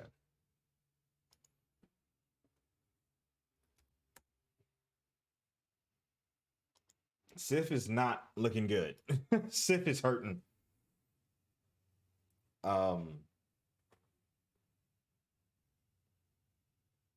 So it was necessary. Sif needs to stay put and rest. Sif seems pretty keen on trying to get. She goes back to the door and starts scratching at it. It's like she knows something's beyond the door. We can try to save the boy without Sif. You can try to make an animal handling check or persuasion check to try to get Sif to stay here.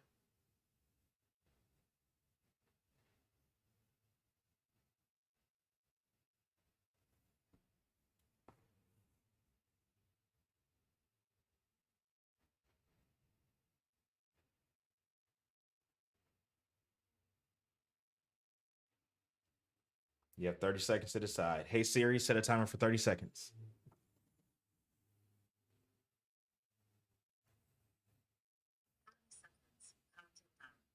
Okay, somebody wants to persuade the dog to stay here. Let's see those rolls.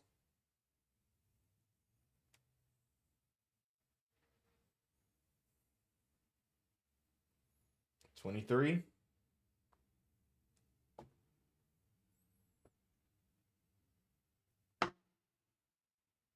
17 persuasion. Okay. On a 23 persuasion, Sif, her ears, you have 1 health potion. 1 health potion. Sif's ears drop. She looks a little sad and she just goes to crawl. She crawls into a corner. Hold on. Oh, God. Come on, Roll20. Get it together. Get it together. Who pinged me?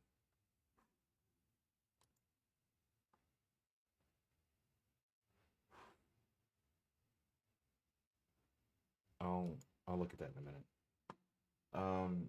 Sif goes to crawl in this corner here right near the door. Looks a little dejected, but she does obey.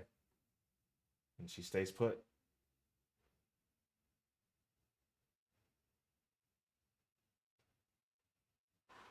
Oh, I know what I need to do.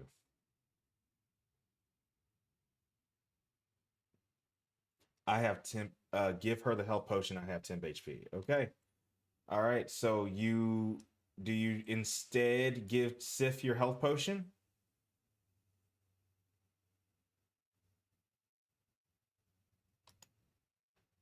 Because you can do that.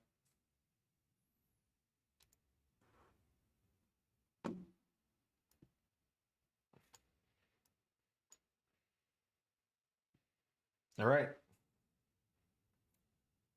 You uncork a health potion and call Sif over to you. You'll take 2d4 and add +2 to the roll. Let's hope you rolled better than me. How much health is Sif getting back?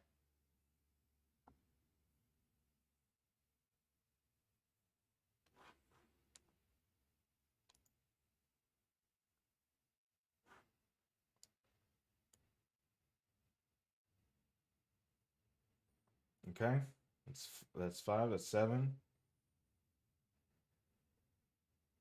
Okay, I rolled a 7 too.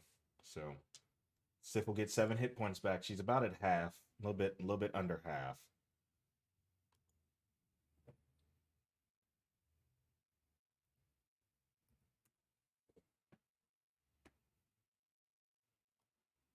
So,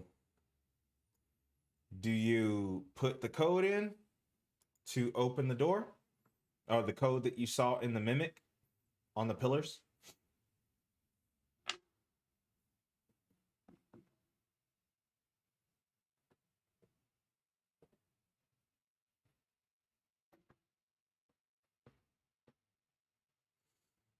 Okay, can do. So you put in the code 1874. The ancient stone door slowly starts grinding against stone as the stone door begins slowly rising. Dust and dirt and caked on dirt just falls off the door. And beyond that door,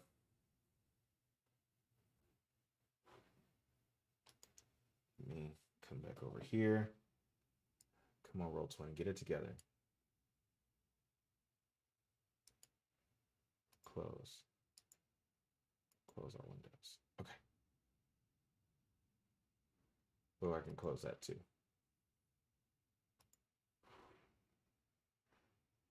Oh, this isn't even working.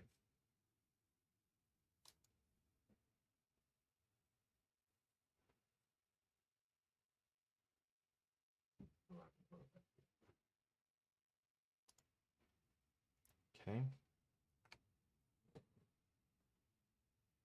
I'm just gonna close this. This isn't working. All right. So in this last room,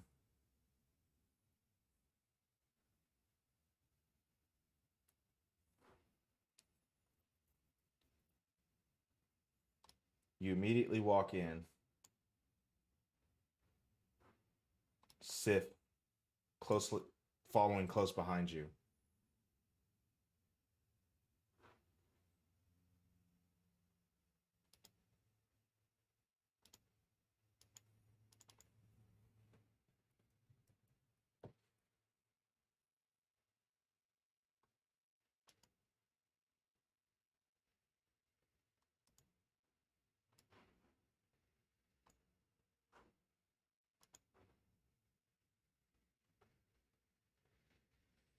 Give that a second.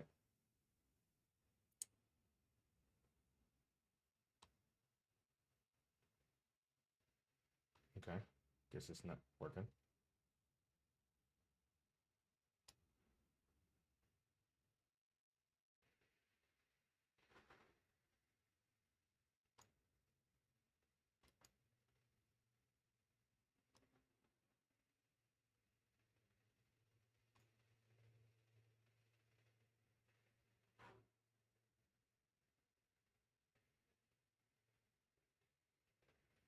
Okay, there we go.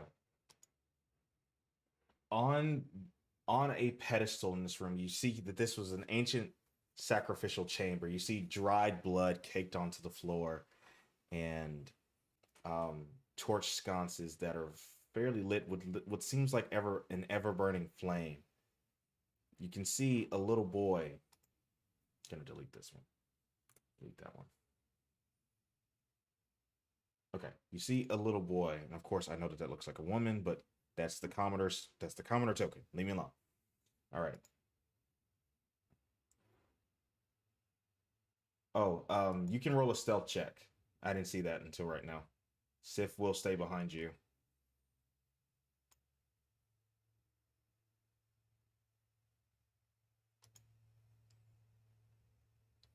Stealth checks if you want to be stealthy.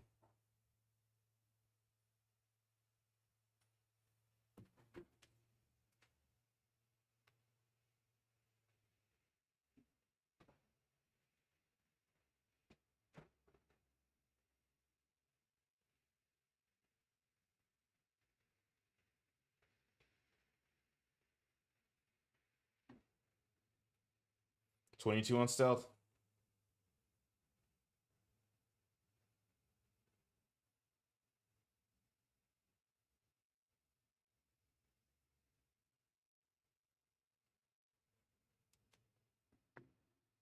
All right.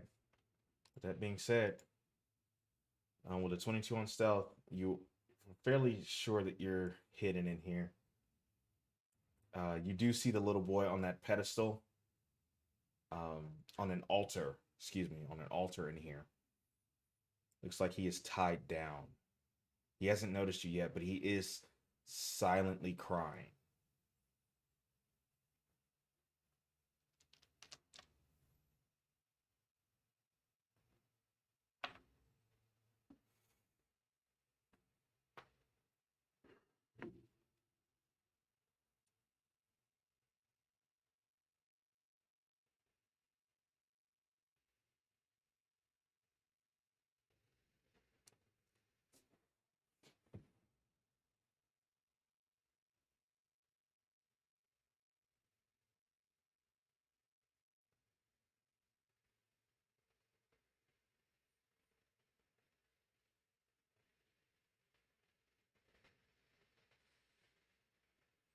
Okay.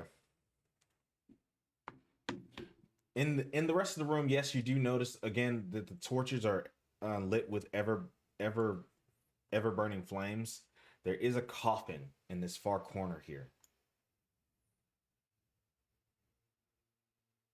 A sarcophagus, I guess, a stone sarcophagus in this corner.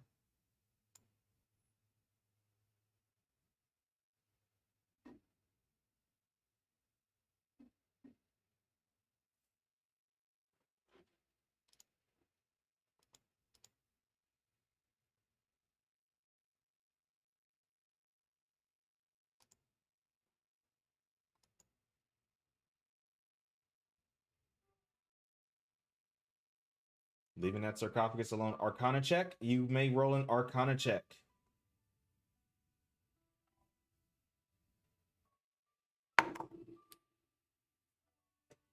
I rolled a 17.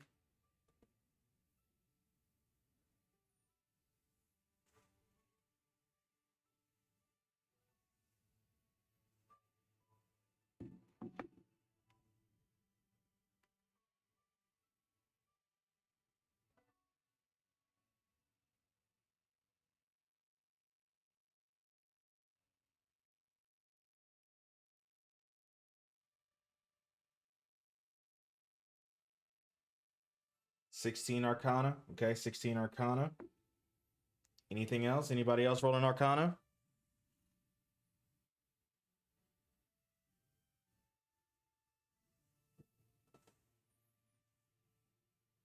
$16 Arcana is fine. With a 15 or higher on Arcana, you know that this is the ancient burial chamber of some necromantic magic, maybe the altar to a god of murder. And you can definitely feel dark energy permeating the air as you attune your magic to the energy around you.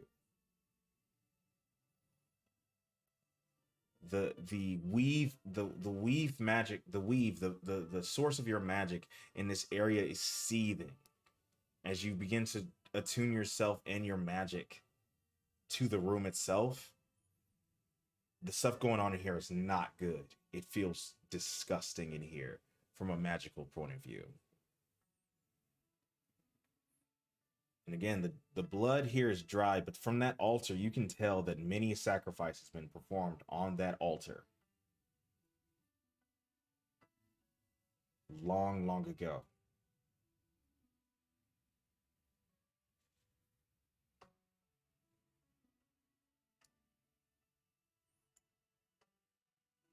Heebie-jeebies, time to quietly free the boy and prevent him from making more noise. Okay. So you make your way over to the boy. No problem. You're absolutely able to do so. Sif will again come up behind you. And as you come into the light, you do make yourself known to the boy, and he does begin. You can tell that he's going to let out a very loud scream You have 30 seconds to act. Hey Siri, set a timer for 30 seconds.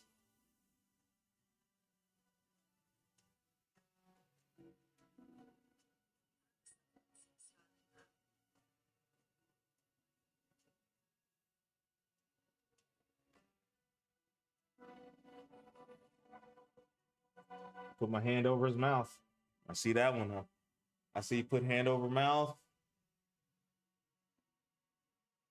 What else we doing, chat? Hi, TikTok. Hope you're still having fun.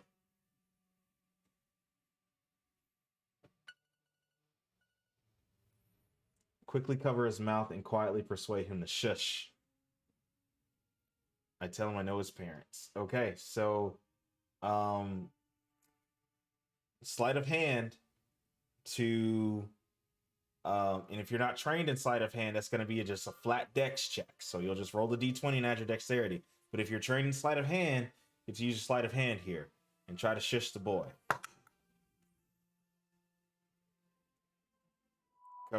Try to cover his mouth, excuse me. I didn't roll so hot.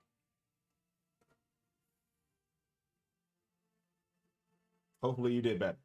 22, dear God, that's having a rogue. 22 sleight of hand, okay. I'm just gonna say that that succeeds. So before the boy is even able to finish his inhale in order to scream, your hand quickly shoots over the boy's mouth and you put your other hand over your mouth, signaling for him to shush. Sif then jumps up on the table and nudges the boy, encouraging him to calm down.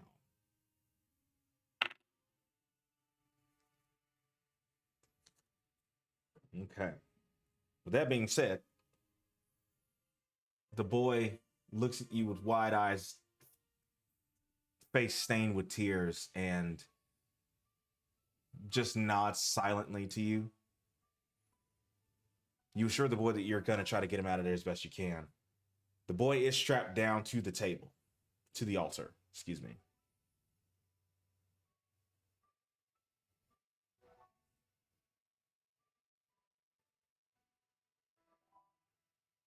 You can try, if you would like to try to free the boy, you can roll strapped with what? He's strapped down with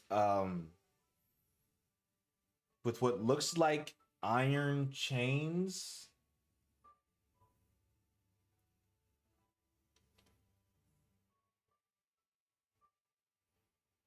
The chains themselves are very old,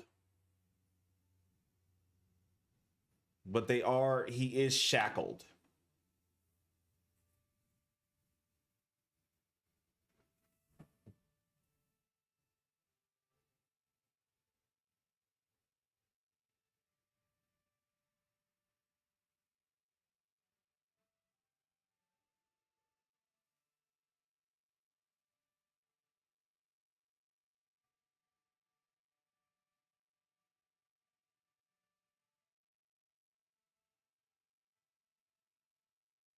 Can I pick the shackles with my thieves tools? You can attempt to, yes.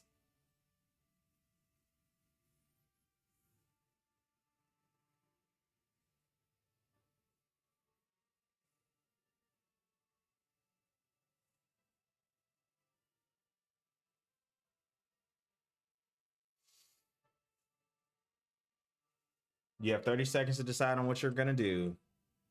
Oh, yeah, D20 plus Dex mod. Yes, but if you're proficient in thieves tools, you'll add your proficiency bonus as well. Do you have a lantern? Yes, you do have a lantern. A covered lantern.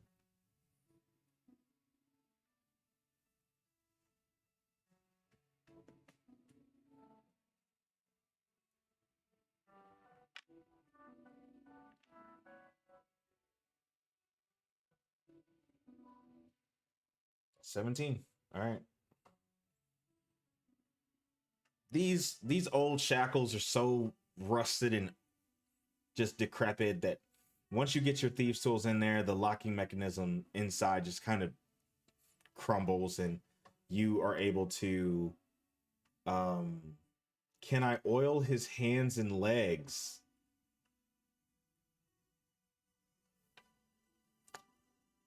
Yes. Sure. Absolutely. No idea why you're going to do that. Very concerned why you're moisturizing this little boy, but absolutely. Go ahead. 17 on Thieves Tools. Yes, the locking mechanism inside the shackles just kind of crumbles as soon as your Thieves Tools touch it, and they come off the boy.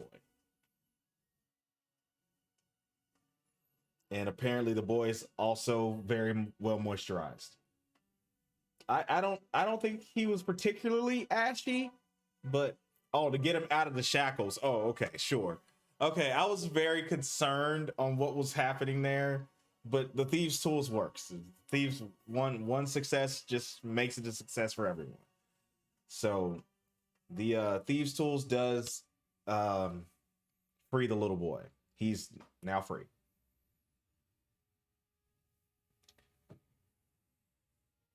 What are you doing now?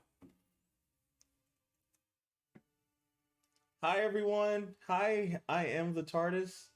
We're playing D&D. Chat Plays D&D on Twitch. If you would like to join in, you're also welcome to watch here. But if you would like to like interact and everything, we are on Twitch at twitch.tv/NeoSoulGod. Let's quietly get him and Sif out of here. Okay. You pick up the boy. And as soon as you do, I need you to make a dexterity saving throw. As soon as you remove him from the altar, I need a dexterity saving throw.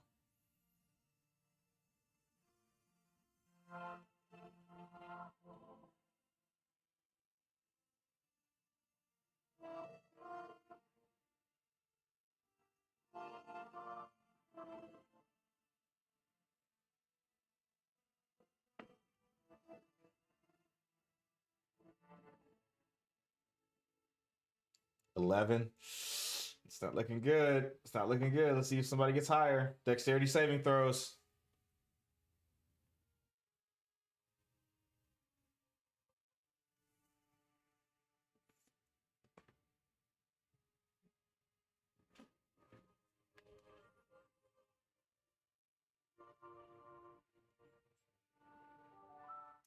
Three.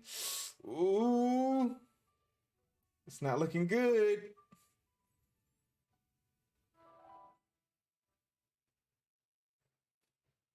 It's not looking too good here. All right. Waiting on one more. I'll just roll.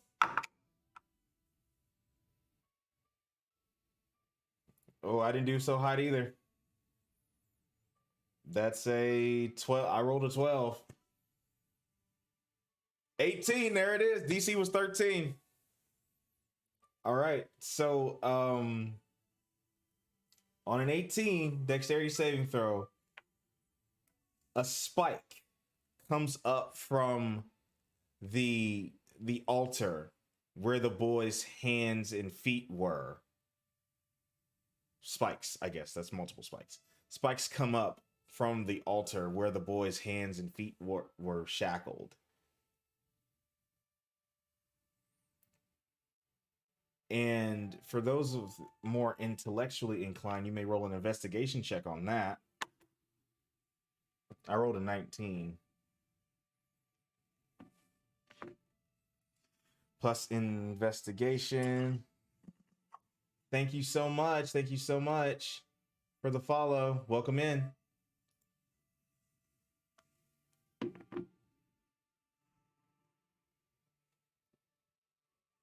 $25. Dear God. On a 25 investigation check, you see that these spikes lead back into the table and into the floor. And now you can see where the blood was pooling. The old coagulated, dried blood is pooling. And it was a mechanism that would drain the blood into the floor, down sort of like a blood aqueduct, all the way down to this sarcophagus here. All the way to the sarcophagus on the other side of the room. and you assume that the blood that was taken from people placed upon this altar went into feeding the sarcophagus. But you successfully removed the boy without him being hurt.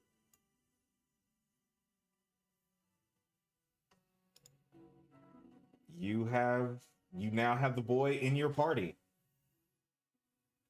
You don't know unless you investigate the sarcophagus itself. You wouldn't know that unless you investigated the sarcophagus. Nat 20, congratulations for the Nat 20. We like to see it. We love to see it. Hello, TikTok chat. We are playing Chat Plays D&D on Twitch. If you would like to join in, you can always come to twitch.tv/NeoSoulGod. And if you would like to get involved in the conversation, I'd love to have you. All you need is a level 2 character. Our party of, what is it, a fighter, a warlock, and a rogue is somehow making this work. They almost killed my blink dog, but that's neither here nor there. Yes, you can investigate the sarcophagus if you would wish. The boy is clutching you for dear life.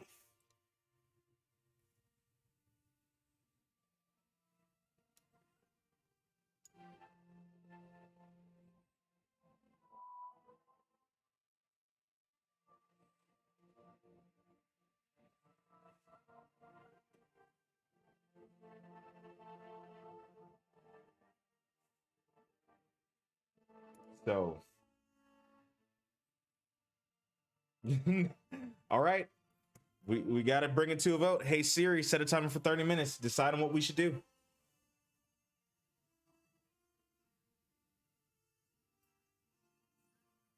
Oh, I said 30 minutes. Siri, cancel that timer. Set a timer for 30 seconds. All right, vote. Let's take a vote. We're in the chat. What are we doing? We going to investigate the coffin, or are we getting out of here?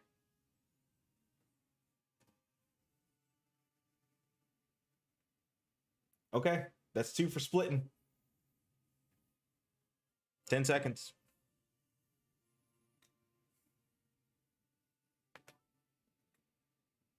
Just learning you don't have a character yet. It's okay. I actually have a oh shoot. Hey Siri, turn that timer off. Thank you. Thank you. I always say thank you to the robots. I do have a fighter character sheet in my Discord if you're in Discord. But if not, that's fine too. We're all learning here. So, with that being said, you successfully rescue the boy and get out of the ruins. You avoided my boss fight. Well done, chat. So I will move us back to the village screen. There it is.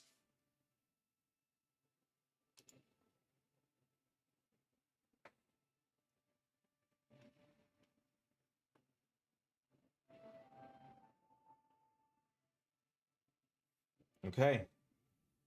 You, Sif, and the little boy successfully make it out of the ruins with no hindrances, back the way that you came. And you make it back to the village within the 30 minutes. You do have to carry the boy. He does end up riding on Sif. Sif is not doing well, but battered and bloodied, you all make your way back to the village. And you come back into the tavern. Everyone is cheering for you. The mother runs up to you, takes the boy, kisses him over and over, holds him close, and thanks you a million times.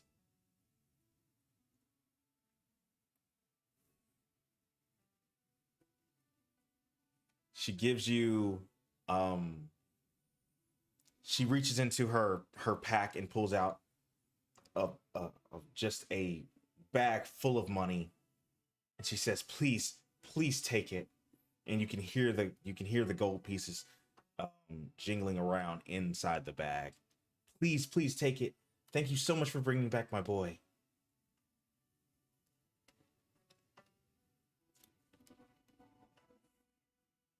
Everyone in the tavern comes up to you, pat you on the back, and say, "We didn't think you had it in you."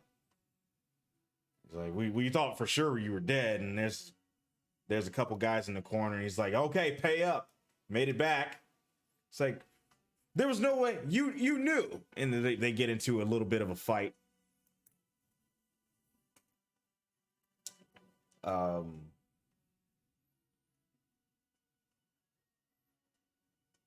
But you are able to add 25 gold pieces to your inventory. But you do successfully rescue the little boy. An old grizzled elf, definitely not from this plane, in the corner, walks over to you and starts speaking in a language that you don't quite understand. It's reminiscent of Elvish, but it seems ancient. This elf is orange in color, which is something you've never seen before. And smells like an autumn breeze. For those of you who are Elvish, you would immediately know this elf to be Eladrin, an ancient ancestor to the high elves, distant cousin of the Fae. And this old Eladrin man comes over to you with a cane in hand.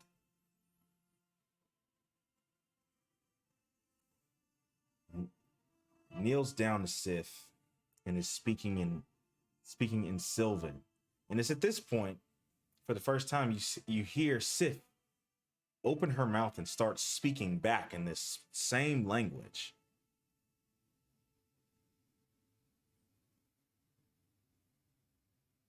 And it's at this point you notice that Sif hadn't barked at all.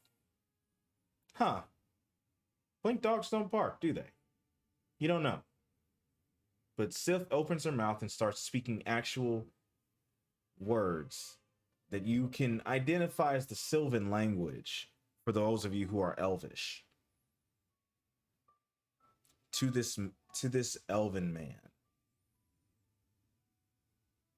He just listens silently as she speaks.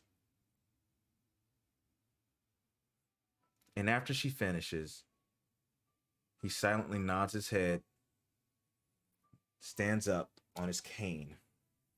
And of course, he's Elvish, so there's no visible showings of age on him. But you can tell this elf, but those of you who are Elvish know that this elf is pretty old.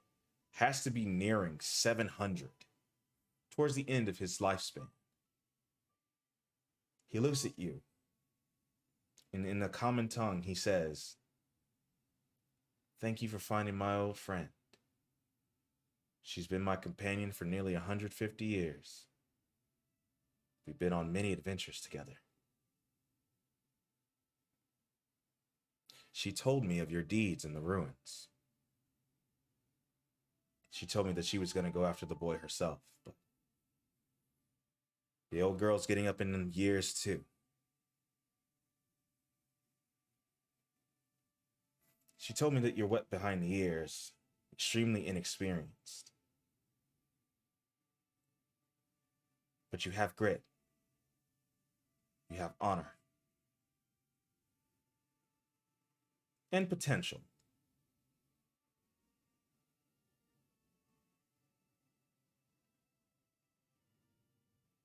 Here.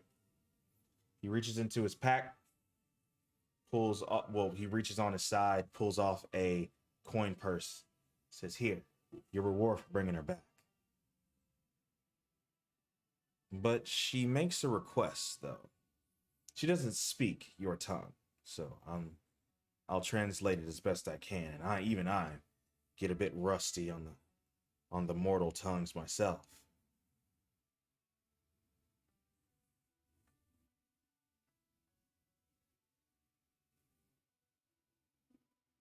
She would like to travel with you as your companion. She would like to see you grow into a mighty adventurer. And though my adventuring days are done, I think she'll be a great companion to you.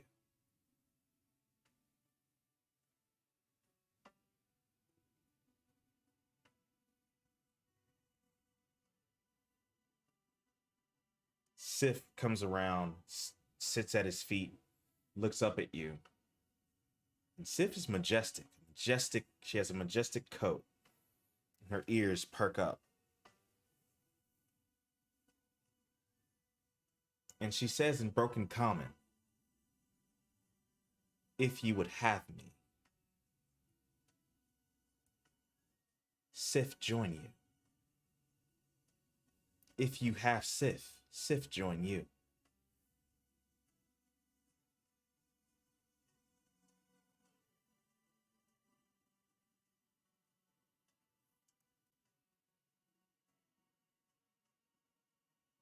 And you kneel down to Sif.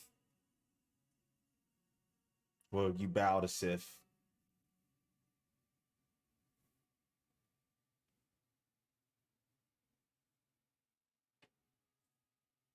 And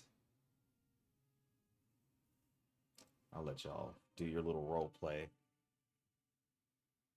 Guys are so sentimental over puppies. That's why Blink Dogs are the best. They're the fucking best. Oh, Beastmaster Ranger should be able to have Blink Dogs as pets. Oh, I love Blink Dogs. Like my two favorite creatures in D&D are like mortal enemies. Blink's Dogs and Displacer Beasts hate each other.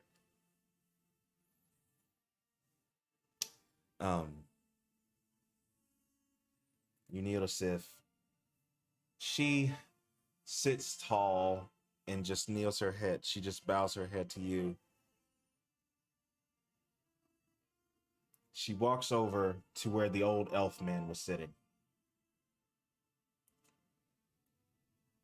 Grabs what looks like a bag, slings it over her shoulder, and it clasps over her. She walks back over to you and says again in broken common, you learn Sylvan?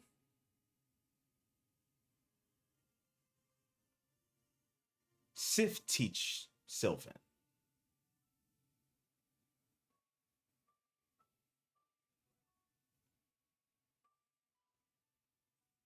And starts making her way toward the door and says,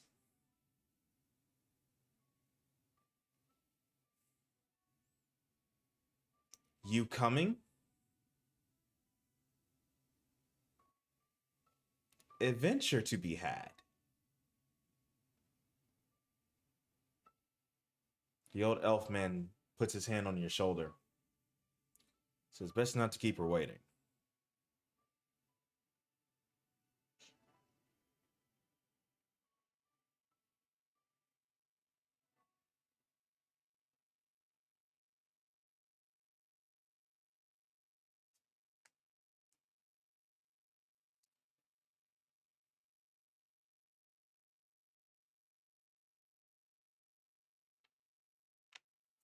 You grab your things from the room that you were staying in here. Grab a drink, grab an ale, down it really quick, and chase after Sif as she waits for you up the road.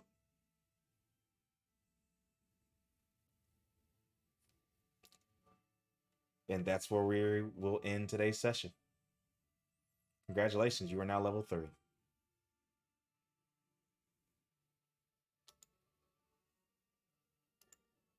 That was fun. That was really fun. Good job, chat. You avoided my boss fight. That probably would have got you killed. If the mimic was anything, to write home about, then my boss would have absolutely killed y'all. It was 2 shadows. So yeah, y'all would have died. So it was a good thing y'all got the hell out of there.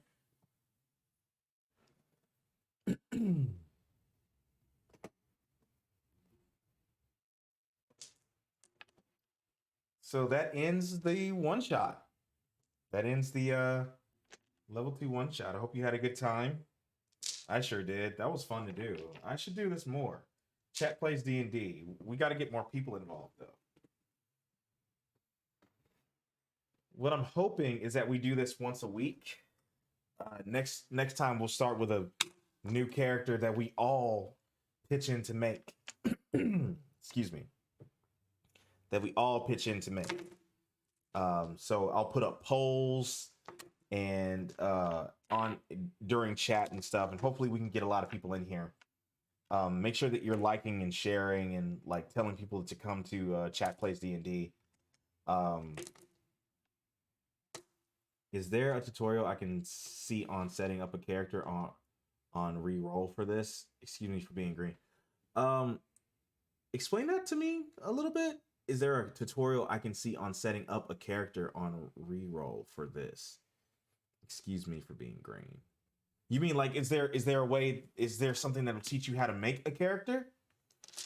Yeah, absolutely. So I'd be happy to teach you myself, but the easiest way to do it is honestly through D&D Beyond. It's pretty intuitive. It's a bunch of drop-down screens. It takes you step by step into building a character. And of course, the Nightskin option is on D&D Beyond.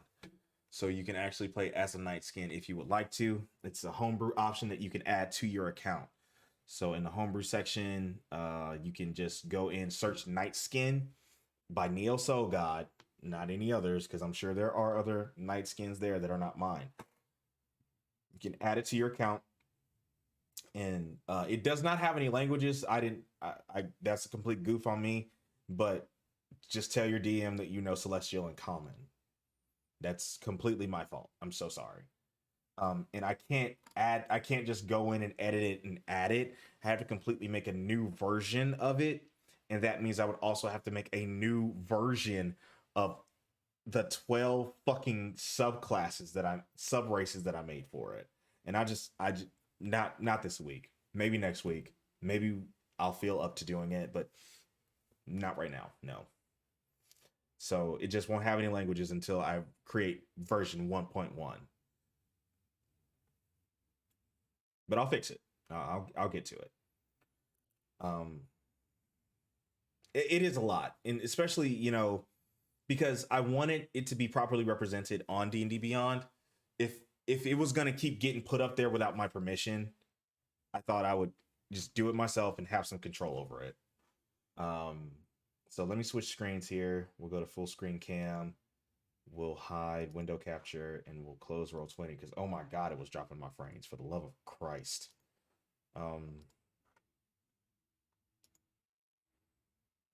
So yeah.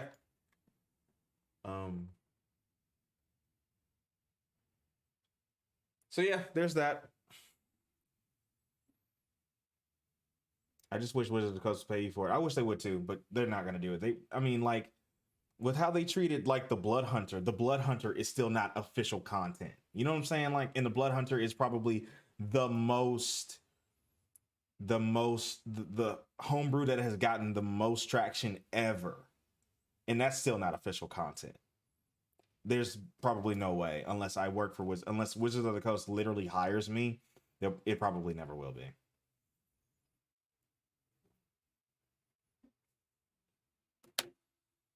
It is what it is. Wizards of the Coast wants to be there, wants to be an all-white boys team, so it is what it is.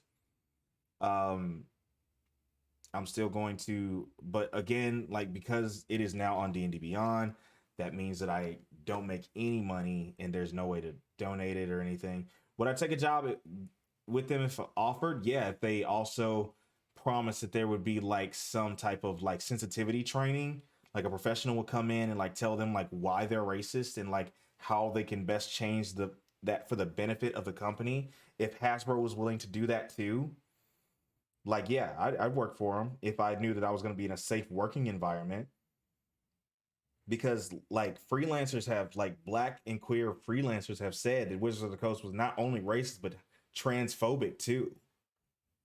You know, working for them was a literal nightmare. So if I knew that I was going to be in a safe working environment, yeah, I'd work for Wizards. If Kobo Press reached out to me, I'd work for Kobo Press. I'd work for Paizo. I mean, like, I feel like I write well enough to work for them. But, you know, it is what it is. And I have to edit this for YouTube.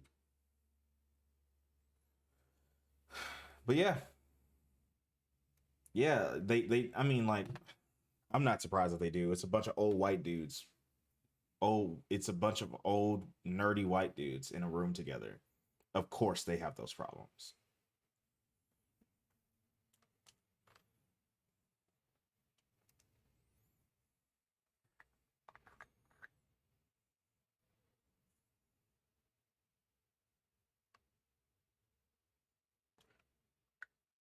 But that being said, yeah, I'm gonna end the TikTok chat.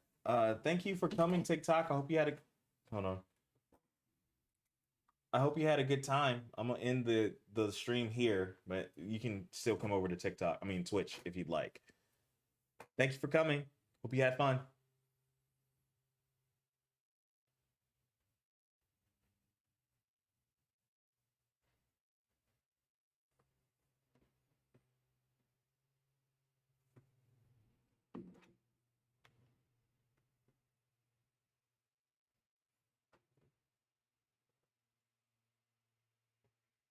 But yeah, I mean that was fun actually. Like I actually had an amazing time doing that. It's been so long since I've DM'd, you know, and in that I got bullied on here in Twitter at the beginning of the year over some false allegations from white women's tears, and it's I have so much anxiety behind being on here. So even though I love making content, okay, thank you very much. You are very supportive. I'm not app savvy, so any tips on how to support you on support me how exactly, if you don't mind my asking? I appreciate any support. I just want to know how to best answer that question.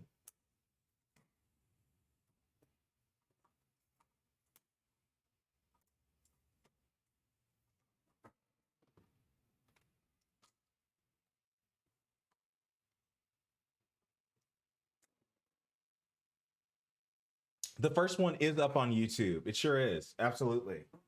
And my YouTube is just Neo Soul God. I'm literally Neo Soul God on all platforms. Well, what is their best sub here? Linktree on TikTok. So they all lead to the same place. So if you would like to, like, if you're talking about from a support me from a financial standpoint, you can always do so here.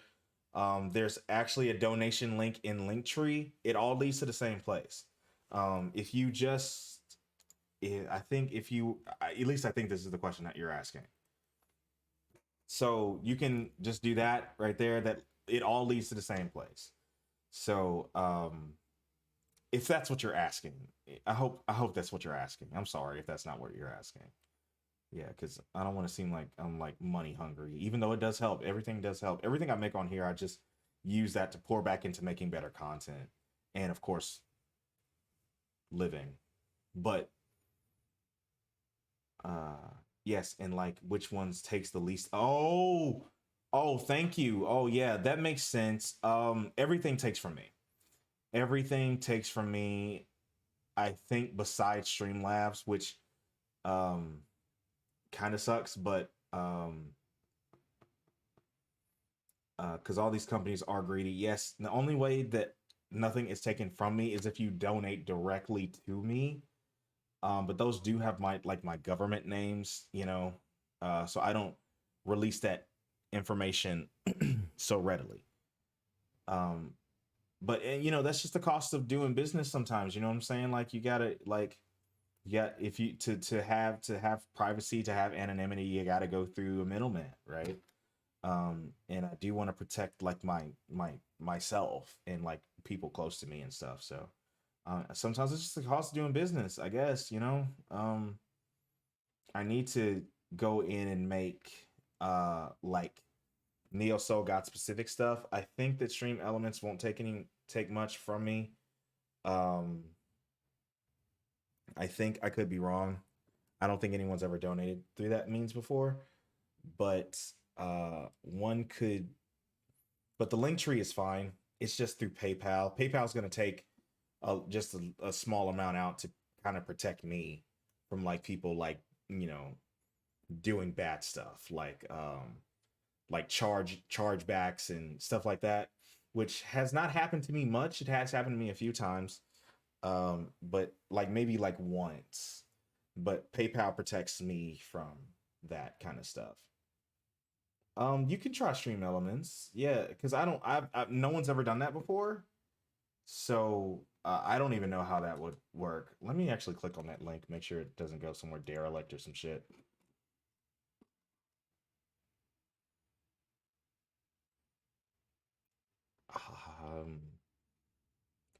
I've never fucking used this before.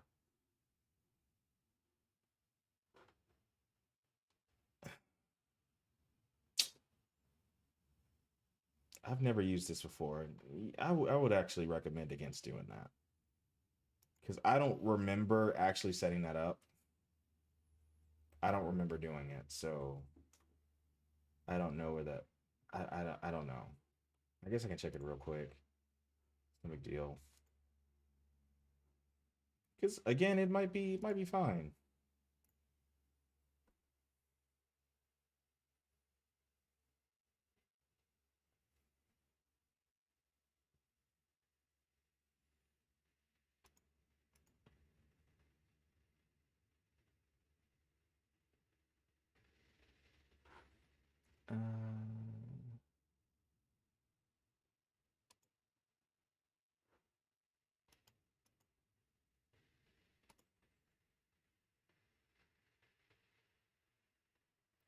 I am looking to see.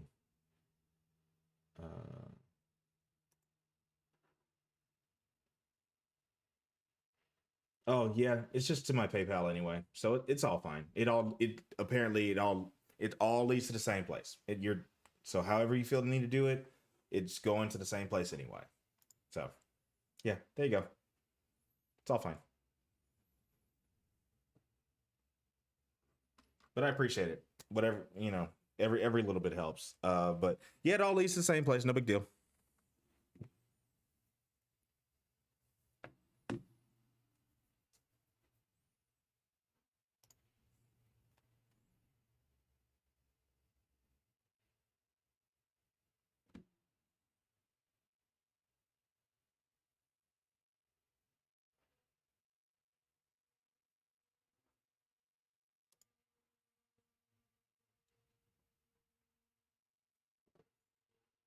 But I should probably grab something to eat. I'm thinking about like doing like a late night stream tonight, like where I actually play video games because like I have anxiety about doing that still. So I might try that tonight. I might do like a late night bit, see how late I can go. Because I used to do that all the time.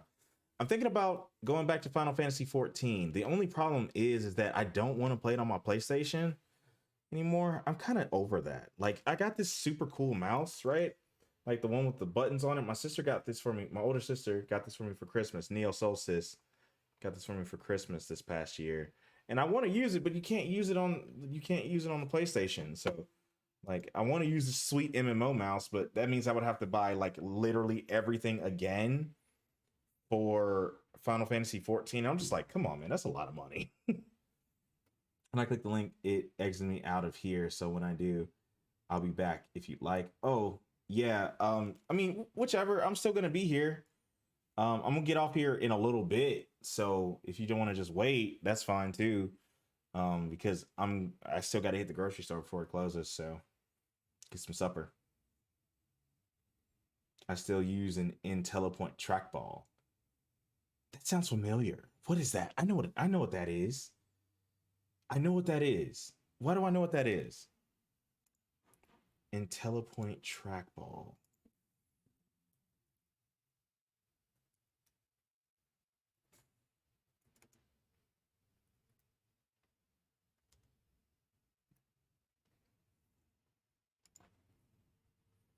Ah, I remember these things. Oh my God. I remember these. I haven't seen this. I haven't seen one of these in a long time, my guy. Whoa. I always wanted one of these. Are they good? Are they good? Are they a good mouse? Because it was the best trackball ever until they made it wireless. My trackball might be older than you. I'm 29. Is it older than me for real? I mean, I haven't seen one of those like since every mouse was white. Y'all remember the old white? Well, maybe some of y'all don't, but like every mouse was white like this. And if you left them for too long, if you left them in like in a box too long, they were yellow. Y'all remember that? Wow, that's an old ass mouse. Wow, that's old. I'm 43 and bought it as a teen. Oh my goodness, that mouse might actually in real life be older than me. That's funny. That's funny. Wow, that was nice. Thank you for that. That was funny. But yeah, I'm gonna hop off of here for a little bit and grab some supper. And I normally don't eat this late, but I want to thank y'all for coming. I had such an amazing time. It was so good to be DMing again.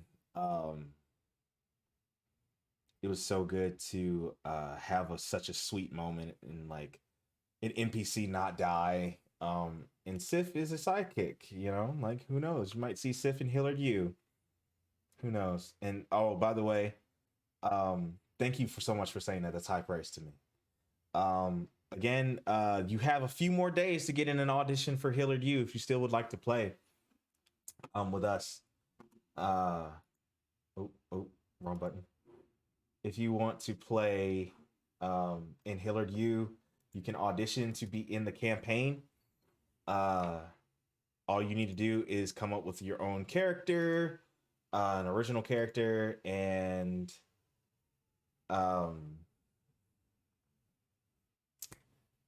make a TikTok or send me a video of you auditioning this character, and like just be in character, make it unique, make it fun, have a good time doing it, and we'll have a great time. The campaign is set in a historically Black magic college.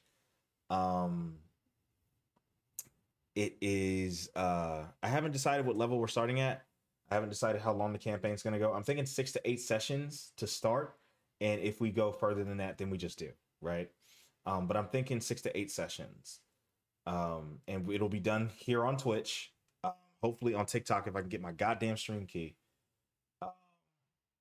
But I won't be doing like the camera over the shoulder for that. I won't be doing that. But hopefully it goes well. I have ever played before or LARPed, so it's a bit out of my comfort zone. I have never cosplay is not required. I was just saying if you are a cosplayer and want to do that, that's fine, but cosplay is not required. I'm not a cosplayer. Well, I got my first cosplay and I'm trying to put it together. I'm trying to go to the Ren Fair this weekend. So, yeah, it's a little bit of a surprise. Hopefully we'll be able to get it done by next week and you guys will be able to see my awesome cosplay.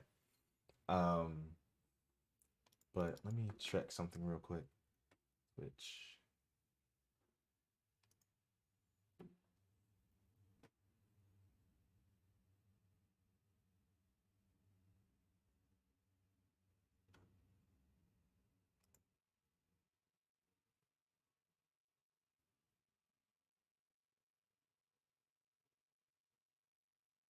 um yeah, but I think I'm gonna call it here until a little bit later on. I've never been to a Ren Fair, so I'm very, very excited to go. If my best friend Taylor would stop fucking playing so we can go to the Ren Fair. My God. Anyway.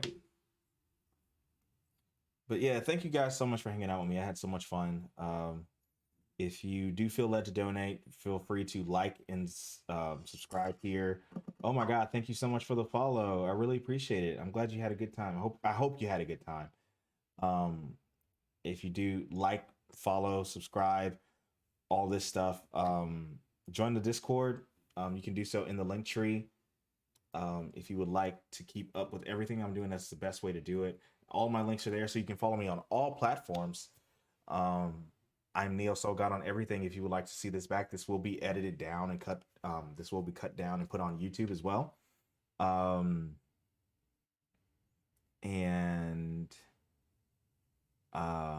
Trying to think if there's anything else. Please get, if you're gonna audition for Hillary U, please get that in before the 31st. I will not be looking at any auditions past 11:59 on the 31st of this month, and the cast will probably be announced that next week. Once me and my assistant that I'm hoping to hire soon go through auditions. And Nightskin Lore 4 is supposed to be coming out tomorrow as well, so I hope that you'll enjoy that too. Again, and lastly, the D&D Beyond Nightskin is available to play, and you can add it to your accounts. Please do comment on it, upvote it.